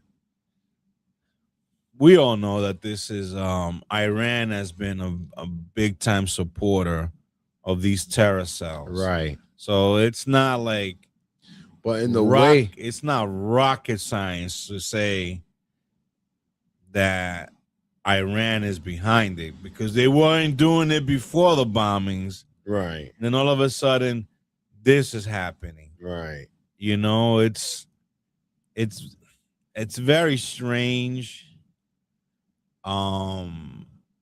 how America right now is being divided by this war. If you ask me, you threaten the United States, see you. I mean, plain and simple. Remember back in was it December of 24 when there was drones flying around in New Jersey? Right. The first thing they said it was Iranian drones with a mothership and things like that. Right. Right. And then there was this the guys that were trying to take Donald Trump's life.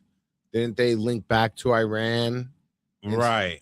So something's going on with Iran that is a little worrisome, right? So just the fact that they're trying to take our president, but even aside from that, there's also been probes. They've been attacking our cybersecurity, there's a lot of like our energy infrastructure. They've been actively looking for vulnerabilities. And of course, I always go back to Alex Jones, where they have to tell you what they're going to do before they do it. It just feels like the days leading up to leave the world behind, because one of the things that Sarah Adams was saying is that they're preparing for aviation event, right? And what happens in the movie, planes start crashing out of nowhere. Right. And with the discombobulator, it makes sense now why a ship just suddenly comes ashore, a cargo ship. Remember in the movie?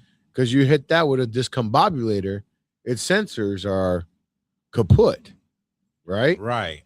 So now that starting when that movie came out, we didn't know about the discombobulator. So this is now with new context. But do you think Iran has a discombobulator? I wouldn't say Iran. I would say China. I would say China might be working in cahoots. I would say China working through North Korea. I think China has a disco, or maybe something similar. I think something similar of that nature. I think they're very because what's going on in China? They're the weapons that, because I was telling this to the Warlock. I really feel that Donald Trump is itching to expose these weapons that he has and let the world knows that he had. Okay, he did the thing with Maduro. We did it with the discombobulator, right? But the question is, why now? And then because we knew that. I mean, I've known about the discombobulator before it was called the discombobulator from a long time ago. I saw it in an episode of Future Weapons way long ago. I don't know if you've seen this. Let me see. I don't remember seeing it, but what I was getting at was that laser beam that came from outer space and obliterated but the belief was a drone missile or something. That's something we've never heard of. That's something new, right? There's a lot of weird things that are going on. But again, Donald Trump is continuously alluding to that. We got stuff. We got stuff. And I think initially Donald Trump is going to be the guy that's going to finally disclose this whole alien thing. Well, Jaime said it best, you know. Aliens exist and Donald Trump knows about it. So absolutely. Yeah, I really believe that he might be the one.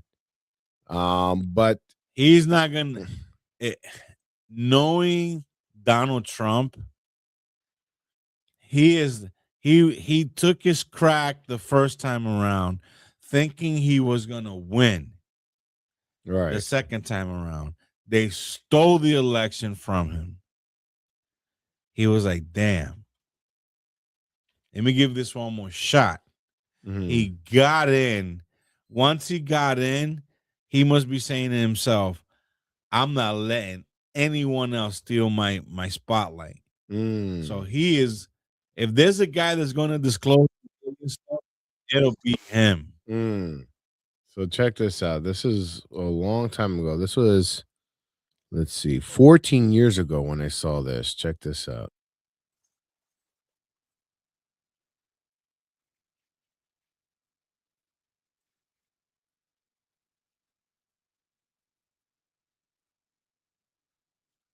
Oh, this I've heard of. This I've heard of. Dr. Sky has been doing, Dr. Sky was in a convention. That's what it looks like. Yeah. Well, now, see how big that is? Now it's smaller. Yeah. I mean, this was 14 years ago.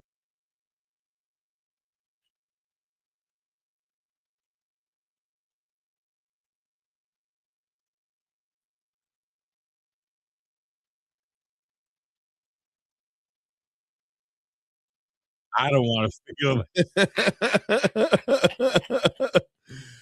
So yeah, they got these future weapons here, and it's called like I was saying, Dr. Sky was in a convention, and there was a guy there from the government with this thing that looked like a direct TV satellite. Right? You see how small the direct TV satellites are? Yeah.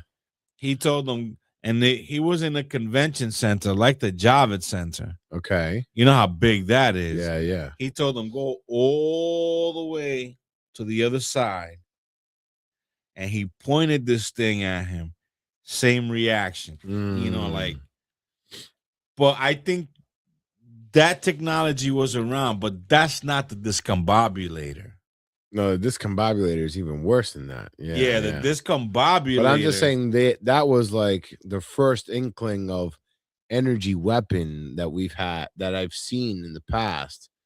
So this is, I think that what we saw there is more related to the Havana syndrome device, but the discombobulator not only messes with biological beings, being humans or animals or whatever, right? But at the same time, technological shit makes everything like, where, you know, it's funny that they're unveiling this particular, you know what, my mind just opened up. It makes sense now. You just said that Donald Trump is eager to let the public know that he has these weapons, right? Right, because remember, he's been touting how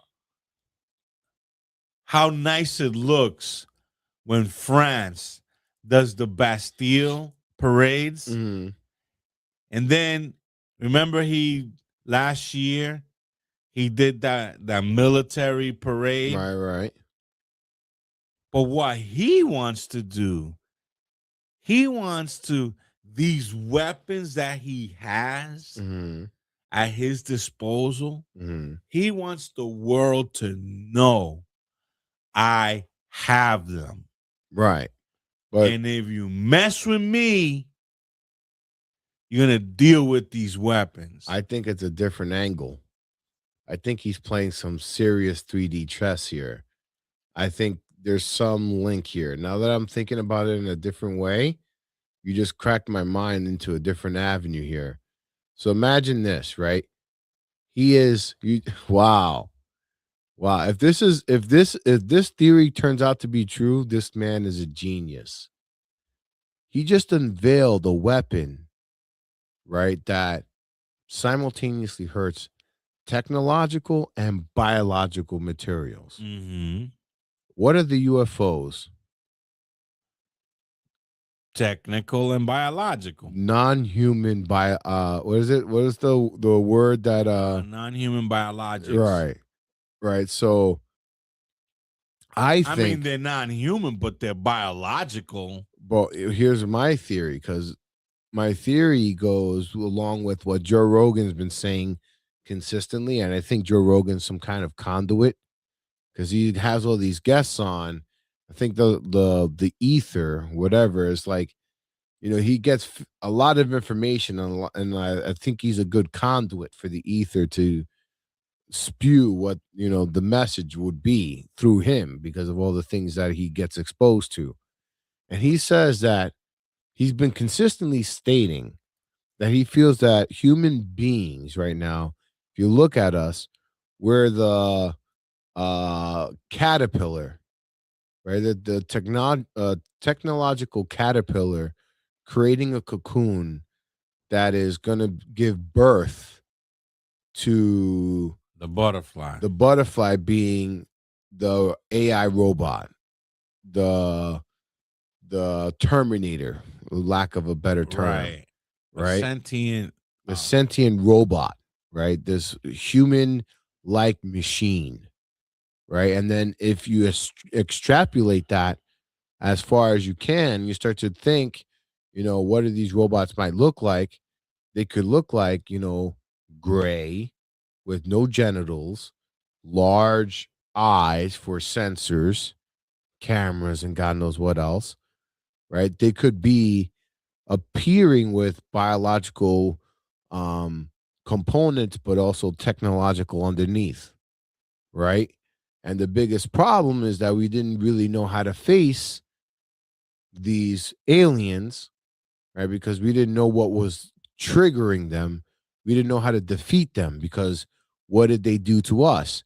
They went to our military bases and shut down our nuclear programs. Right. So we didn't know how to defeat them, so much so that Commander David Fravor, under military command, they would see this thing and they would say, stand down.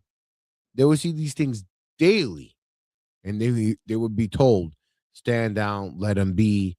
It only got to the point. What if we already had a discombobulator? Well, here's what I'm thinking. From the past, like I'm thinking something brought down. You're telling me? Here's the thing that what brought down the UFO. Here's the conspiracy lore and the UFO topic is what they say. What brought down Roswell was nuclear bomb testing, right? Because the nuclear bombs emit a wave that disturb the quantum field that these UFOs operate off of. Beyond the EMP, it's beyond that. It's like it disturbs the quantum mechanics that these UFOs operate under, right? So we didn't know how to face them. But if we somehow figured out how to isolate and not have a nuclear blast, but how to use the waves and mimic the blast, create a weapon, right? So now that we're having an excuse to use this weapon, right? Now that we have the discombobulator, when the UFOs eventually show up, now Donald Trump has a weapon to defeat them. You understand? Why hold it in what? Because beforehand, if you had these aliens, because this is what the lure is. The lure is, why would you release to the public that there's these things flying around in our airspace with impunity because we have no way to defeat them. Right. That's going to cause a panic because there's nothing we're going to do about it. There's nothing we can do. But then once they do show up and you do admit it, you can say, don't worry, we got the discombobulator. Right. So you prove the proof of concept that discombobulator works on certain materials and things. So when they disclose the fact that, yes, aliens exist, they can say, but at the same time, we know how to deal with them. Right. And then that beam that came from outer space and just blasted something in Iran. Right. You're like, be at ease. We have this. Exactly. But we at a point that we should start our AM PM game show. All right. So let's get into our well, yeah, let's just move right on into our AM PM game show. Here we go, folks. We have less than an hour. I'm already past due, but I'll give you all right, here we go. 30 minutes. Okay. The cutoff is 10:30. Yeah, I gotta be on the road. All right, so here we go. So here's our AM PM game. Welcome to the AM PM game show where Pablo and Ernesto Morado attempt to determine what is going on in a video found online. Using only their ears and their third eye, the host will make a guess on what is going on. If the host gets guesses correctly, they receive $20,000 of a fiat currency that no longer exists. So what do you say, folks? Shall we play a game?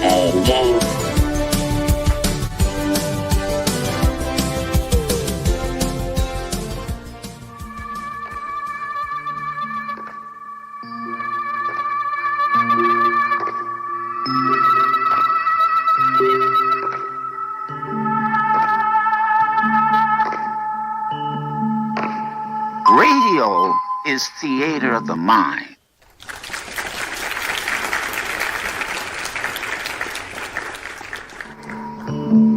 Radio is theater of the mind.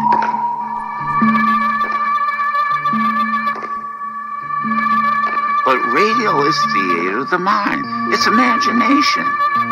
It's imagination.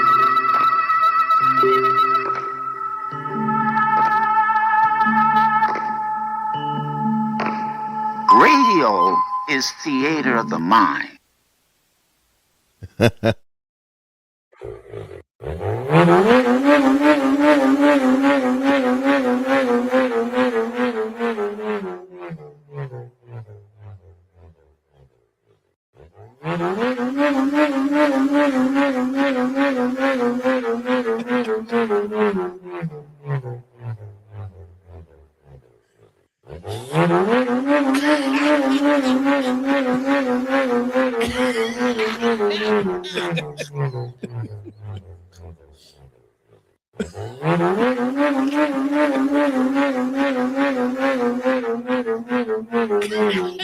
Oh no, we're gonna get banned from the. What could be happening in this clip? And this clip is brought to you by Paramid Supplements. Please donate. Lo sabía que era otra pregunta. Tú nunca te quedas ahí, ¿no verdad? Siempre con el dinero, dinero. I'm saying, how you think a nigga's supposed to get this shit? This shit don't, money don't grow on trees, shit don't fall out of the sky, nigga. Come on, man.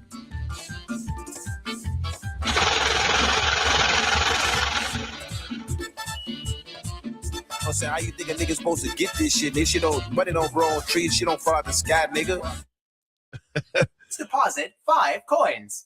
I think that is was that a tire or was that a motorbike in the ghetto? Well, because just play it one more time because it sounded like he was saying what up to his boys.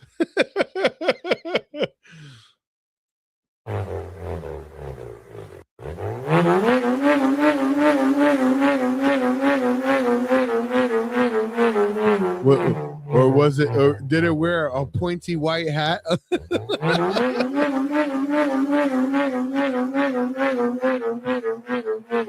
So, all right. Here's what I'm getting from this. It's one of these. You know those? What do you call those? Those dynamo, whatever you think that you pull a car up and you rev the engine, and then you get to floor it, and it tests how the speeds and the metrics of the car. Right. I feel like that's what's going on with like a motorbike and something of that nature. Well, your pineal gland is working. If you go to the Trello, oh, here we go. It's right there. All right. Ask Pablo races motorcycle. Oh, so it is a motorcycle here. So let me see. Racist motorcycle here. So let's see here. Ask Pablo. Hold on. Where are you?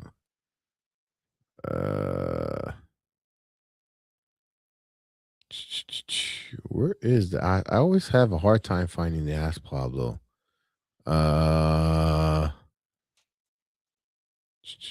Where did you put that? It's right there. You just go down the line. There's Ask Pablo, Paramid favorite songs, badges. I see Paramid Beats show. Let's see. Show number. Okay, no. Gotta keep going further down. Commercials. Are you going to? Here we go. Racist motorcycle. There we go. All right, here we go. You always beat me to the punch with these things. Here we go. All right. Again, folks, we are in the AM PM game show. When your racist neighbor gets a new motorcycle.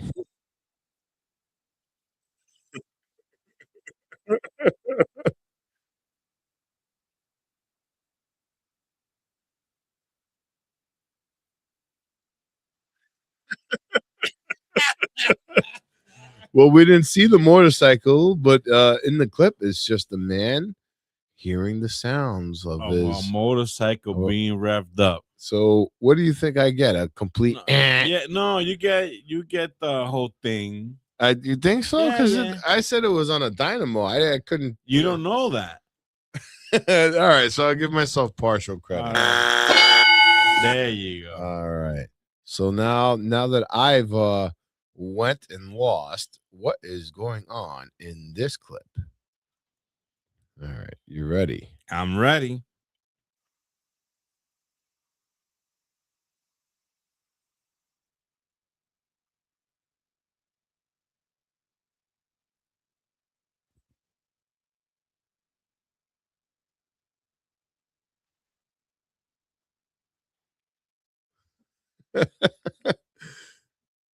What is going on in this clip? Them sound effects throw me off.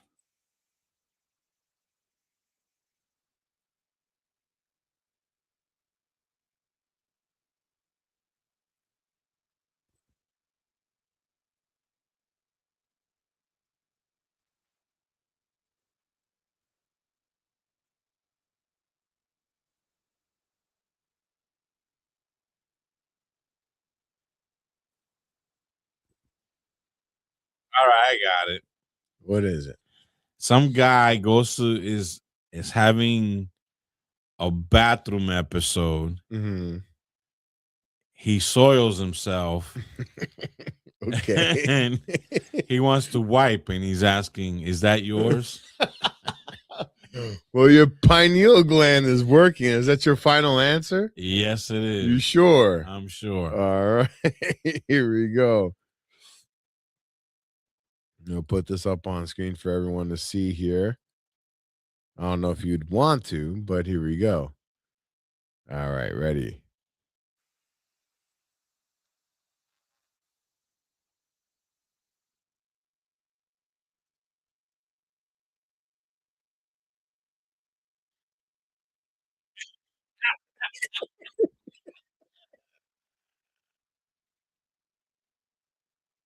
So what is going on in this clip?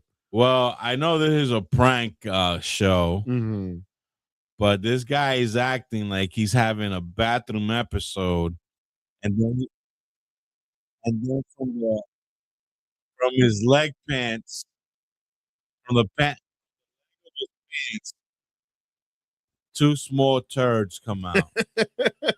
and this is all happening in like a convenience or a toy store, a Walmart looking kind of store. Right. This looks like a Walmart.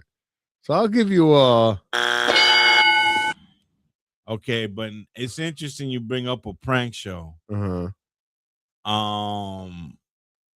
You remember that prank where a guy goes up with his cell phone to another person with the cell phone, and he goes cling. Right. Yeah. A tragedy happened. Oh no! What happened? This guy went up to some guy, some Mhm. random guy doing the prank again. Right. He went and they cling, and then he told them, "Thank you for your $45." The guy pulled out a knife and stabbed him in the neck. Oh my God! That's why you got to be careful about doing. Yeah, these those shows. pranks are like a little.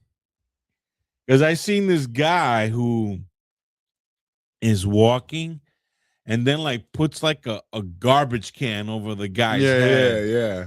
Dude, you're touching somebody. Oh, I've seen a guy who, those huge collapsible like the dryer pipe. You know what I'm talking about? Yeah. That there's huge metallic looking. Like the accordion. Yeah, the accordion thing, but big enough to fit your entire body in it. Oh, right. Right. That he does something and then he goes into. Yeah, so I saw one guy. He's by a cop. He takes the cop's gun from the holster, and then puts himself in that slinky thing. You see. And the cop is looking around like, where the hell is this guy? What happened? Where did my gun go? Not knowing that the perpetrator is literally right in front of him, that slinky pipe thing. You see? But yeah, these pranks are going a little bit too far. Yeah, when you mess with law enforcement, you're itching for disaster. Itching, and then if you shoot them, how are you gonna like grab a cop's gun? You're looking for something bad, a tragedy. So yeah, these pranks are getting out of Speaking of pranks getting out of control, I got one more for you. What is going on in this clip? Okay. All right. Hold on. Let's play this real quick here. All right, here we go.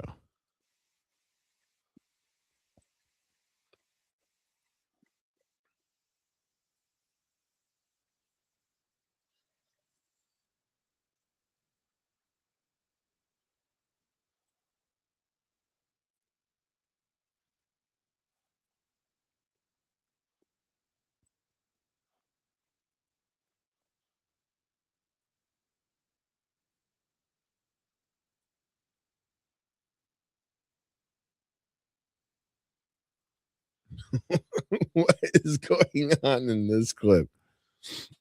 One more time.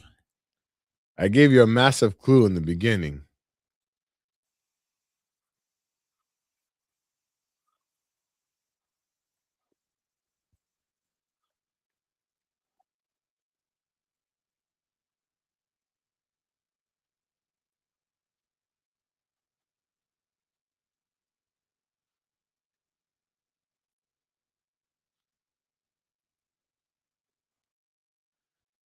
I would say is two Japanese fellas are like hitting each other with something. And one guy gets the best of the other, and the guy is like, all right, enough. You won. Is that your final answer? You want to hear Yes. one more time? I mean, what else could it be? I'll let you hear it one more time.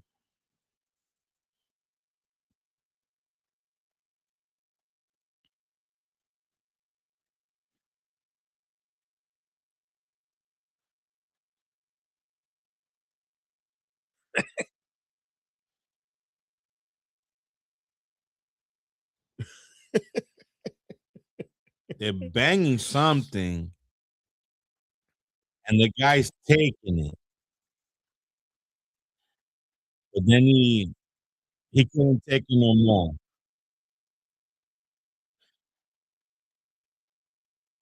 Yeah, they're hitting him with something, and he just can't take it no more. That's my final answer. All right, here we go. Ready to put this on screen for everybody. Here we go. What is going on in this clip? Here we go.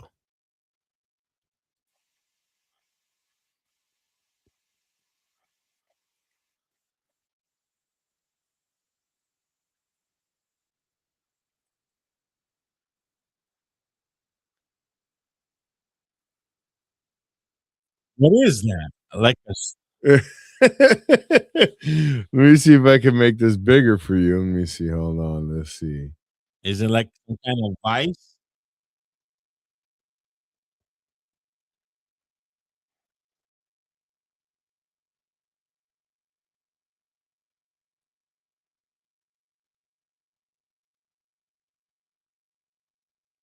Ah.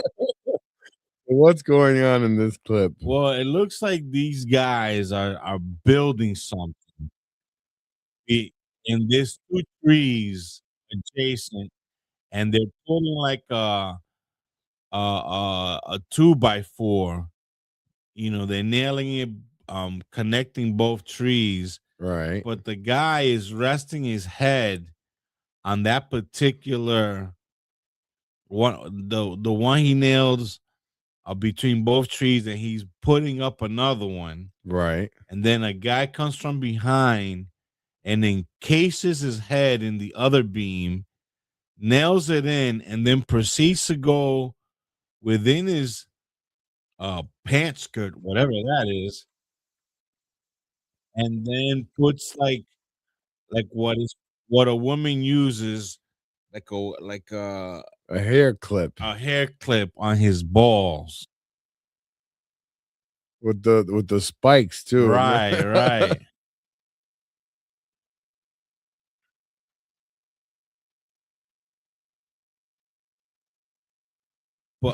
But I really thought this was Japanese. And I don't know what country this is, but it's definitely not Japanese. All right, so I got all right, so I got one more. All right. What is going on this clip?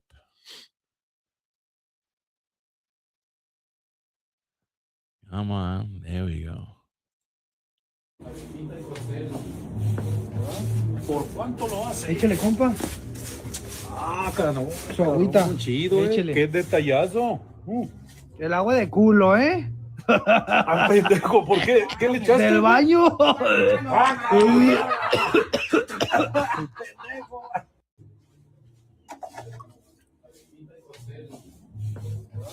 ¿Por cuánto lo hace? Échale, compa. Ah, caramba. Su agüita. Chido, Échale. Qué detallazo. El agua de culo, ¿eh? Ah, pendejo, ¿por qué? ¿Qué le echaste? Del baño.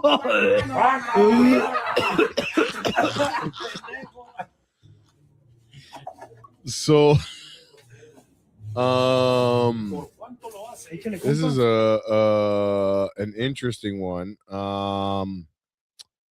So I'm guessing he's a stinky guy, and because I'm hearing no baño e culo, so he didn't wash his ass, and he smells like straight up disgust. He went. So that's what I'm gathering You want from to hear this. it one more time? Yeah, let me hear it one more time. Ah, caramba. Su agüita. Chido, Échale. Qué detallazo. El agua de culo, ¿eh? Ah, pendejo, ¿por qué? ¿Qué le echaste? Del baño.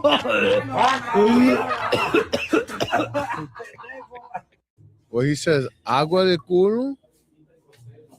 Listen. ¿Por cuánto lo hace? Échale, compa. Ah, caramba. Su agüita. Chido, Échale. Qué detallazo. El agua de culo, ¿eh? Ah, pendejo, ¿por qué? ¿Qué le echaste? ¿Del baño?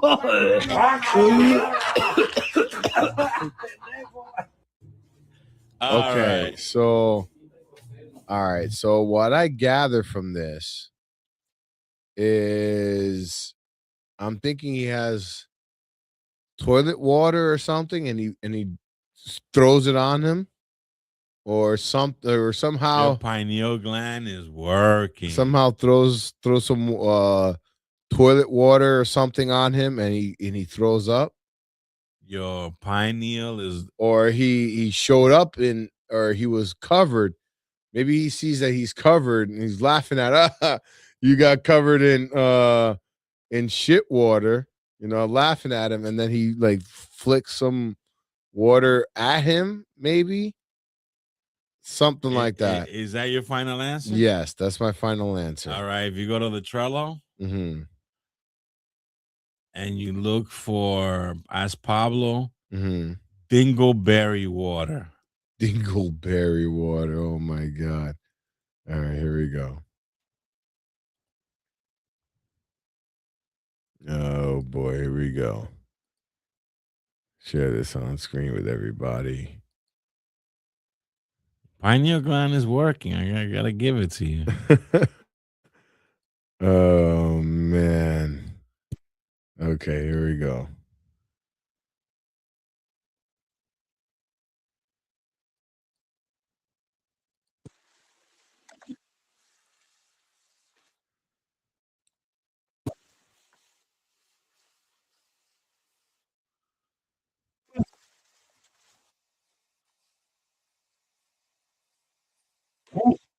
El agua de culo.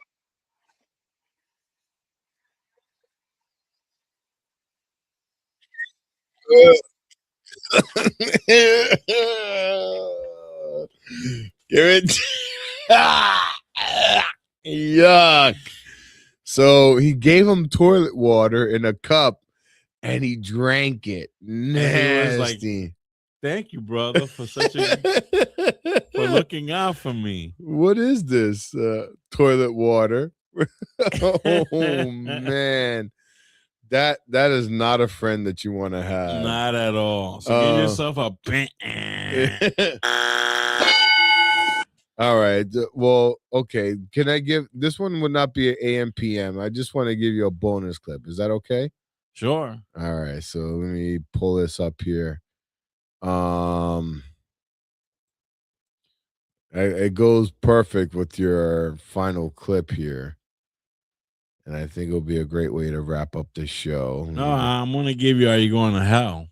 Oh, really? Yeah. Okay. Now the question is, you cannot laugh. Right. You cannot laugh. Okay, so if we're gonna do Are You Going to Hell, then this will be a perfect clip for that. A segue? Yeah, so why don't you throw up your clip while I get this clip loaded up here for you. Okay. All right. So whenever you're ready, share that screen, folks. Thank you so much for tuning in to the AM PM game show. And previously we had done a free gift from one of us, but nobody participated. So we know you like them. We know you like them because you tune in for them specifically. So we'll keep doing them, but we would love to give back. So let us know, how should we get you to engage? What would you like for us to do? Let us know in the comments. And if you're watching this, like and subscribe. A lot of our watchers and viewers are not subscribed to the podcast. So please subscribe on YouTube. What's going on with Every this? like and subscribe is important to our feed, to us being able to do more for our fans, create better content, do better things, get higher interviews, and so on. Do you have it queued up, or you still need No, I need some time because like the clip I got, for some reason it's not I got it. All right. Okay. Let me go back to share my screen. All right, you ready? Yeah, I'm ready. Remember that you cannot laugh. Okay. How come I don't hear it? Hold on. All right, let me go to it. Hold on.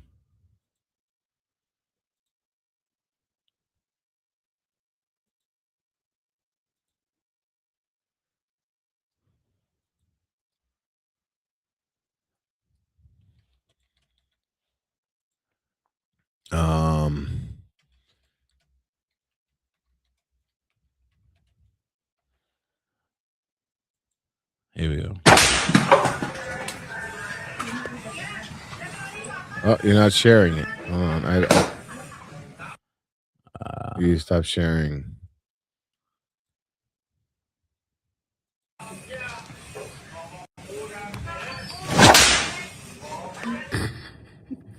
All right, start over again.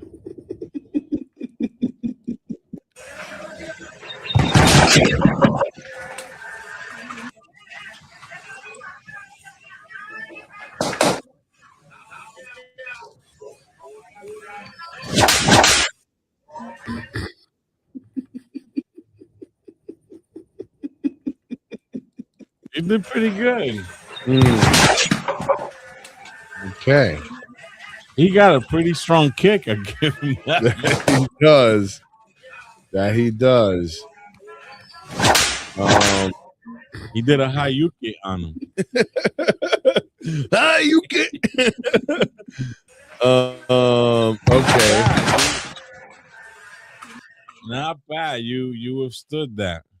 All right. So let me see. I had it queued up here. I'm just wondering where it went. Get you next time. Lucy's upset because you didn't give in. No, I did not give in. Hold on. Because this is a good one. I just it was been buried under all the clips that I have here saved for you. See if I can find it. If it's gonna take me too long, then hold on. Let me see. But with that being said, as I'm looking for this, there's another clip that I want to put up here. I got one queued up if you want. You got another one? Can't laugh though. All right, here we go. I remember when I lost my mind.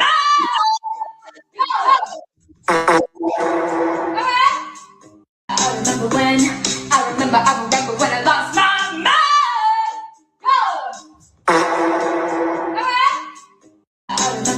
Not bad. I've seen that one before. She's got a fart talent. This one.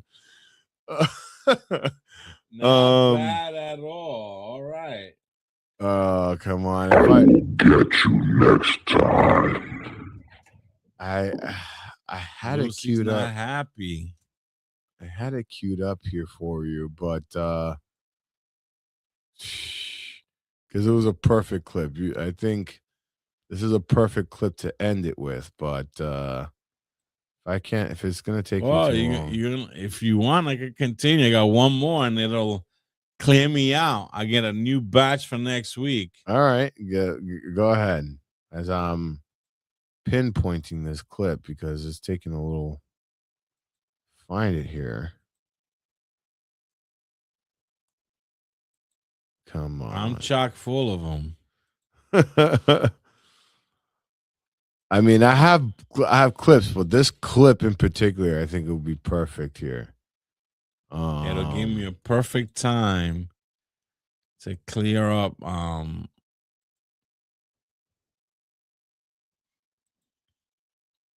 But as you're queuing that up, I just want to lay some groundwork out for the final little story that I have. So, do you know what's under Paris? The catacombs. Right. And do you know anything about the catacombs? You ain't got no business going in my mailbox. Man, look, man. You ain't got no. I didn't see it presented up on screen. Here we go.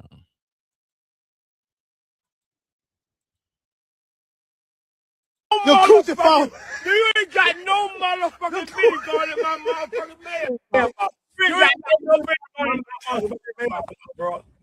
You ain't got no bitty going in my mailbox. Man, look, man. You ain't got no motherfucking. You ain't got no motherfucking bitty going in my motherfucking mailbox. You ain't got no bitty going in my motherfucking mailbox, bro. You ain't got no bitty going in my mailbox. Man, look, man. You ain't got no motherfucking. You ain't got no motherfucking bitty going in my motherfucking mailbox. You ain't got no bitty going in my motherfucking mailbox, bro. I mean, not bad. Not bad. You survived all you- assaults. Oh man, I wish I could just quickly bring it up. There's so much I saved. I gotta really you gotta organize yourself. I got organize my shit it. organized. And as I play them, I get rid of them. Yeah, well, I've been just banking and banking and banking, and ordinarily it wouldn't matter because I usually just put up whatever, but this one was perfect. If I could just pull it up. Let me see. I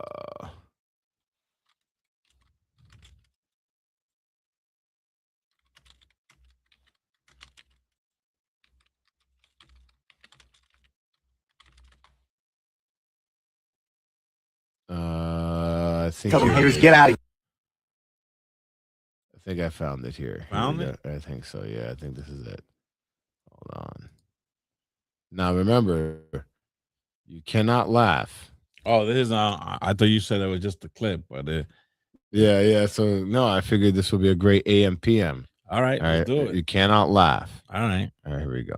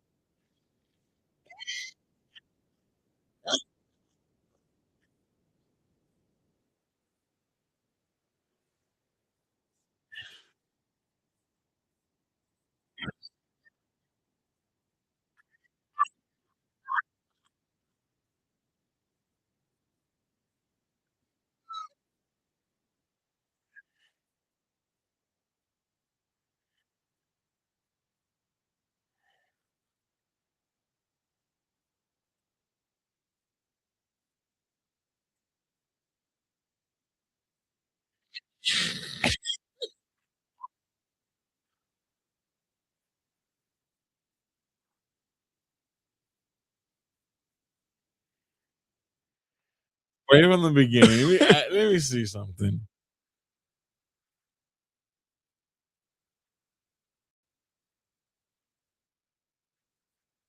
That's his father. He said, "Dad, here."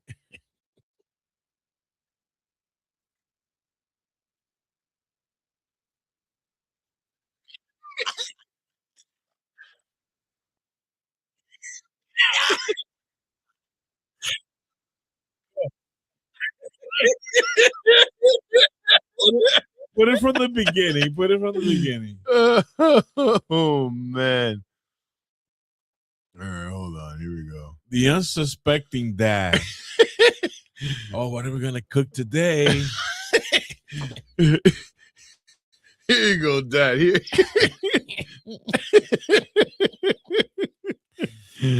Oh man.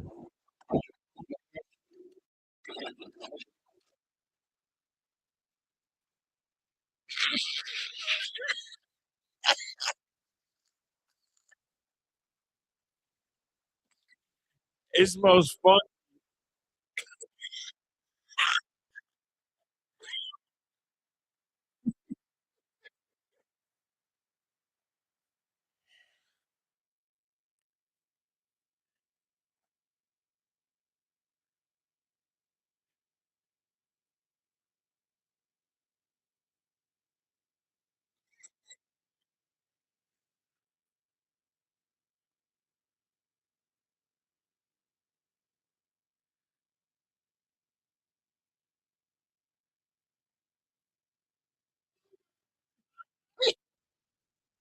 Oh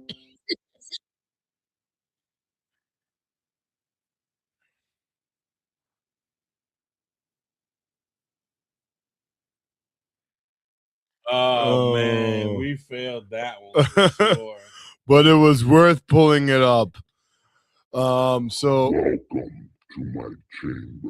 You just made Lucy very happy. so okay, one final story, and then we gotta go. I know we have a hard out. It's already past our 10th deadline. I just wanted to bring this up because I thought it was very fascinating. I had found this story of a guy that goes into the catacombs in Paris. Now, Okay. Have you ever seen anything about the catacombs? I've seen many things about the catacombs. It's a very fascinating feature or well, yeah, it's a famous thing in France. Okay. It's the underworld. Right. You know, they also have catacombs in Rome as well. Have you heard of what's down there?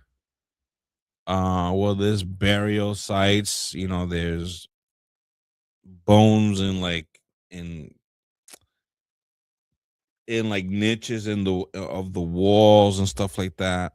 Well, There's like a burial site where they would bury the dead below the ground. Well, check this out. This is really disturbing. And this guy, he said that these catacombs are so intricate that, you know, if it wasn't for his guide, like if his guy just him, he'd be lost forever Oh, down there. that thing is huge down there. Yeah, he said if his guide wasn't with him, he'd be walking in circles for forever. Oh yeah, the one in Italy, Mhm. huge.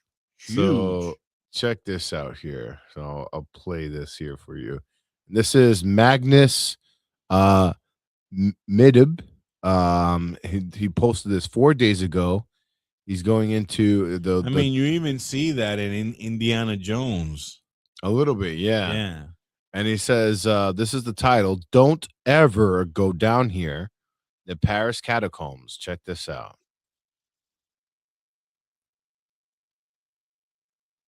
Wow, I said Indiana Jones, and it's almost identical to. Yep. So he says that this part of the catacombs gets filled, and sometimes it goes too high that you can't traverse it, or sometimes it's low enough that you can. And he just happened to be in one of those times that was low Oh, enough. I you hope can. there's no rats down there.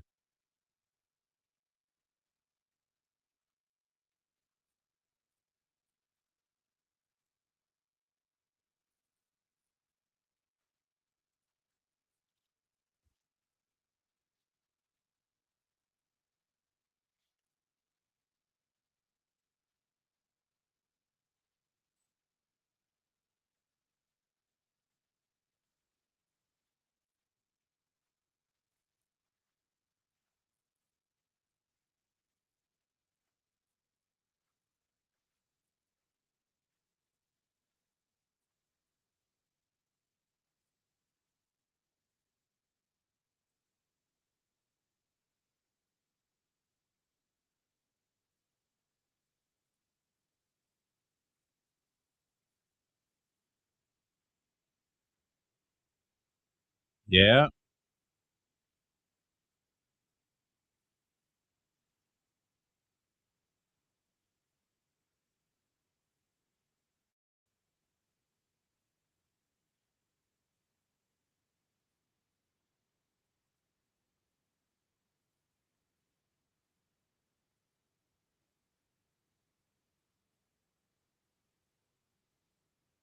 Look at that.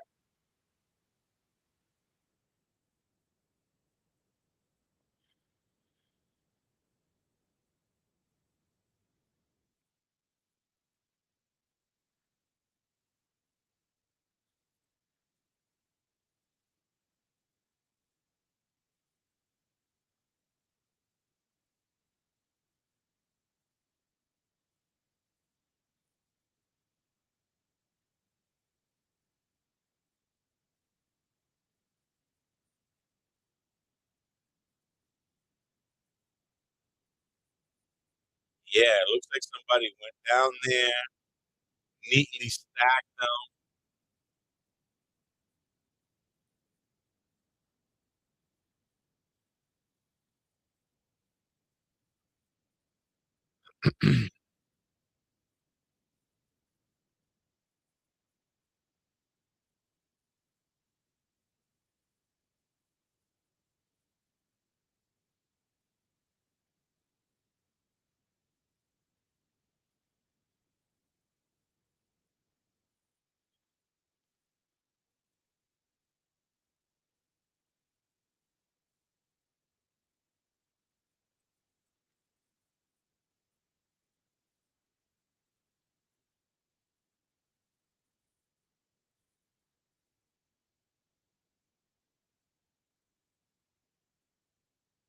Wow.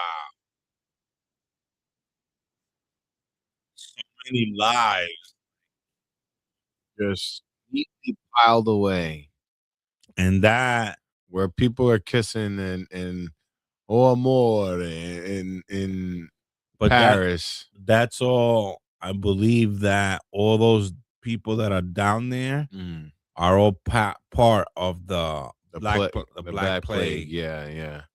That's what he says, yeah. But also he says that there's people in there that are decomposing because they got lost down there. Wow. In modern times. Wow. Yeah. No, because it's a labyrinth down there. Yeah, and if you don't bring enough supplies, you might not get back That's out. insane. Yeah. So I just wanted to, because I bumped into this and I felt like this would be perfect for our audience. And to give this guy, I mean, he already has 2.2 million views, but hey, any way that we can contribute, this was very fascinating content. If you want to watch the whole, And I hope he reciprocates with our podcast.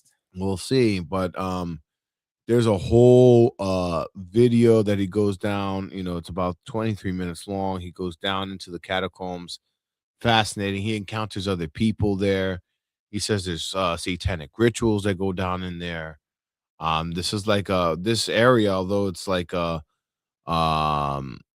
place that they keep very secretive because I believe they do. So it's off the beaten route of tourist traps. I don't even think as a tourist, you're even allowed to go down in They there. do tours.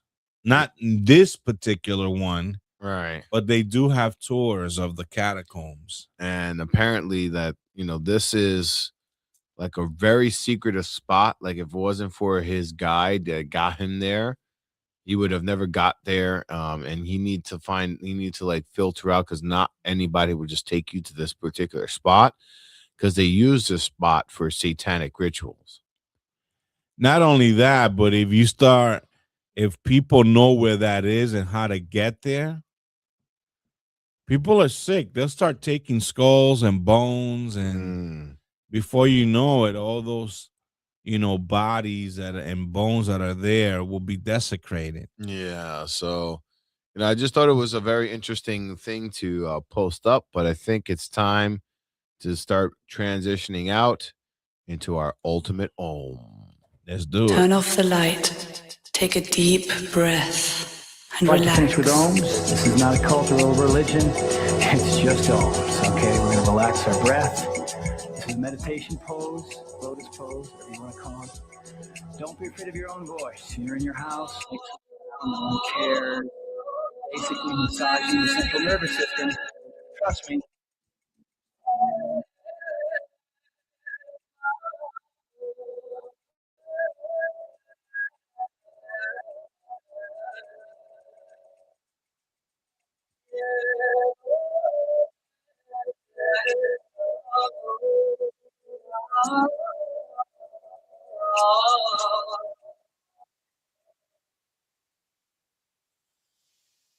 Okay, folks, we have reached the end of the Paramid podcast. This is the part we call the ultimate Om, where we do a simple prayer to expunge, to eliminate all bad vibration, frequency, and energy to allow for positive, benevolent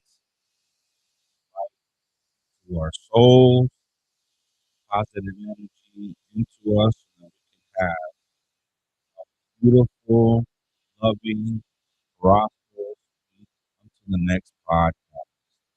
I want to thank everybody that has joined. We haven't done some shout outs on our Googles and our logos, but our social media, paranormal experience on Instagram is continuously growing.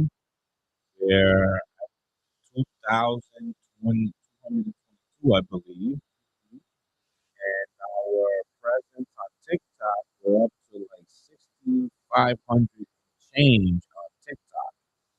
So I want to thank everybody who's tuning in, all of our people in Portugal and Brazil, obrigado. A lot of people from that region of the world.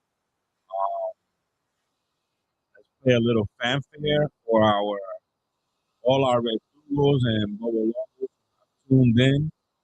I see my aunt has been looking in, Alania.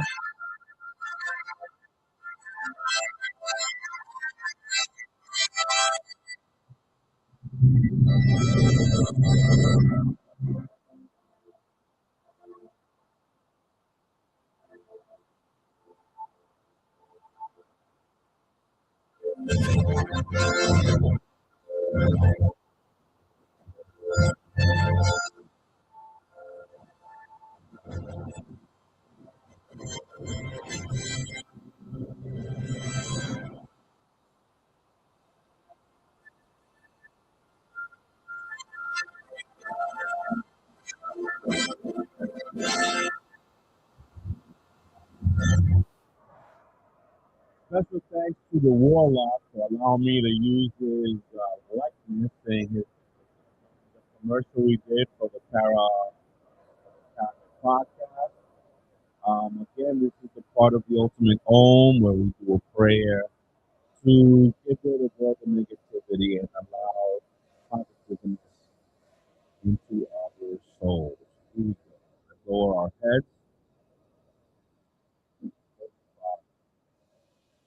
And the working. Grant me the strength to radiate love and joy in all that I do. Try to attract positive energy and any negative. May your presence uplift my spirit and hope to those around. Amen. Breath.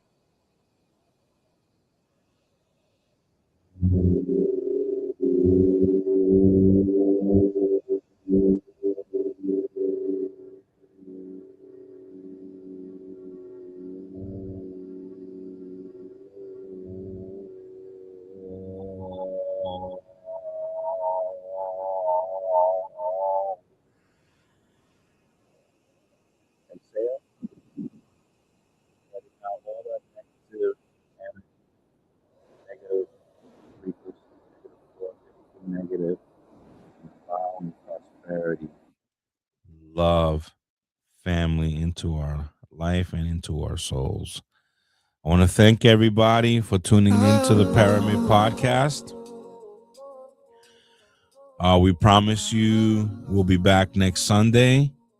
Also, special thanks to our ultimate Verdugo, which is Rising Sun, who is the soundtrack of the Paramid podcast. That's right. He is going through an explosion of creativity right now. Yes. And his music is phenomenal. You could reach him on YouTube. Rising Sun. Rising Sun. Go through his repertoire. Rizing Sun. Go through his repertoire. Like and subscribe as we ask for you to do for us the same. Go to the Paramid podcast live. Find our cast. Go through our library. Please like and subscribe so that we can uptick our algorithm. Because we're having a particular problem. People type in the Paramid and it goes to the pyramid. Right. We are the Paramid. So, folks, have a lovely week As we leave you with Rising Sun, I want you to always remember, if the universe is infinite, then so are the possibilities. And like the warlock said, or will say, if the paranormal is all around us, you just gotta look closely. Let's look closely. Bye. Bye, folks. All that's left in this dark little room is your sweet perfume and my night clothes. We met a world of drum and bass. End of the night, lights in your face. Shared a ride home just to crash. Ended up wrapped in a fevered crash.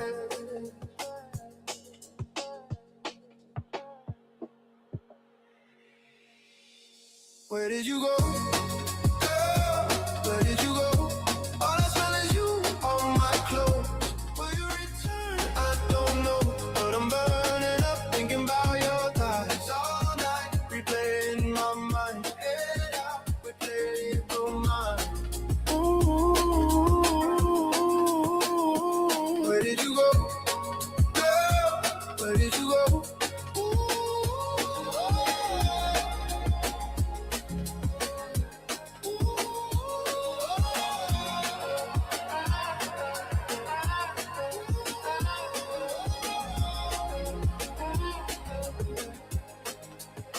Tickets on the desk, wristband on the floor.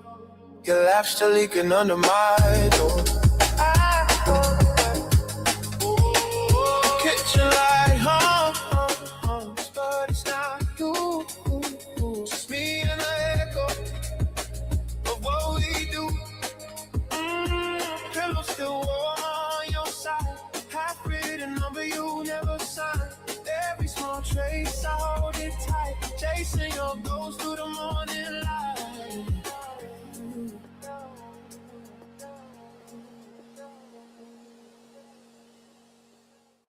Where did you go? Girl, where did you go? All I smell is you on my clothes. Will you return? I don't know, but I'm burning up thinking about your thighs all night, replaying my mind. All night, replaying my mind. Where did you go? Girl, where did you go?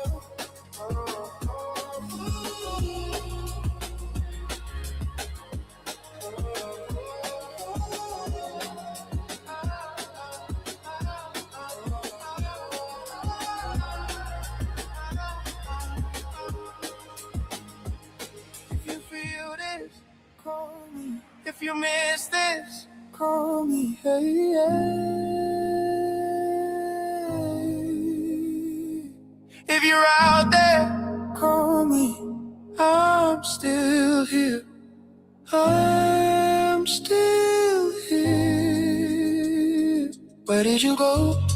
Girl, where did you go? All I smell is you on my clothes. Will you return? I don't know, but I'm burning up thinking about your thighs all night, replaying my mind. All night, replaying my mind. Ooh, where did you go?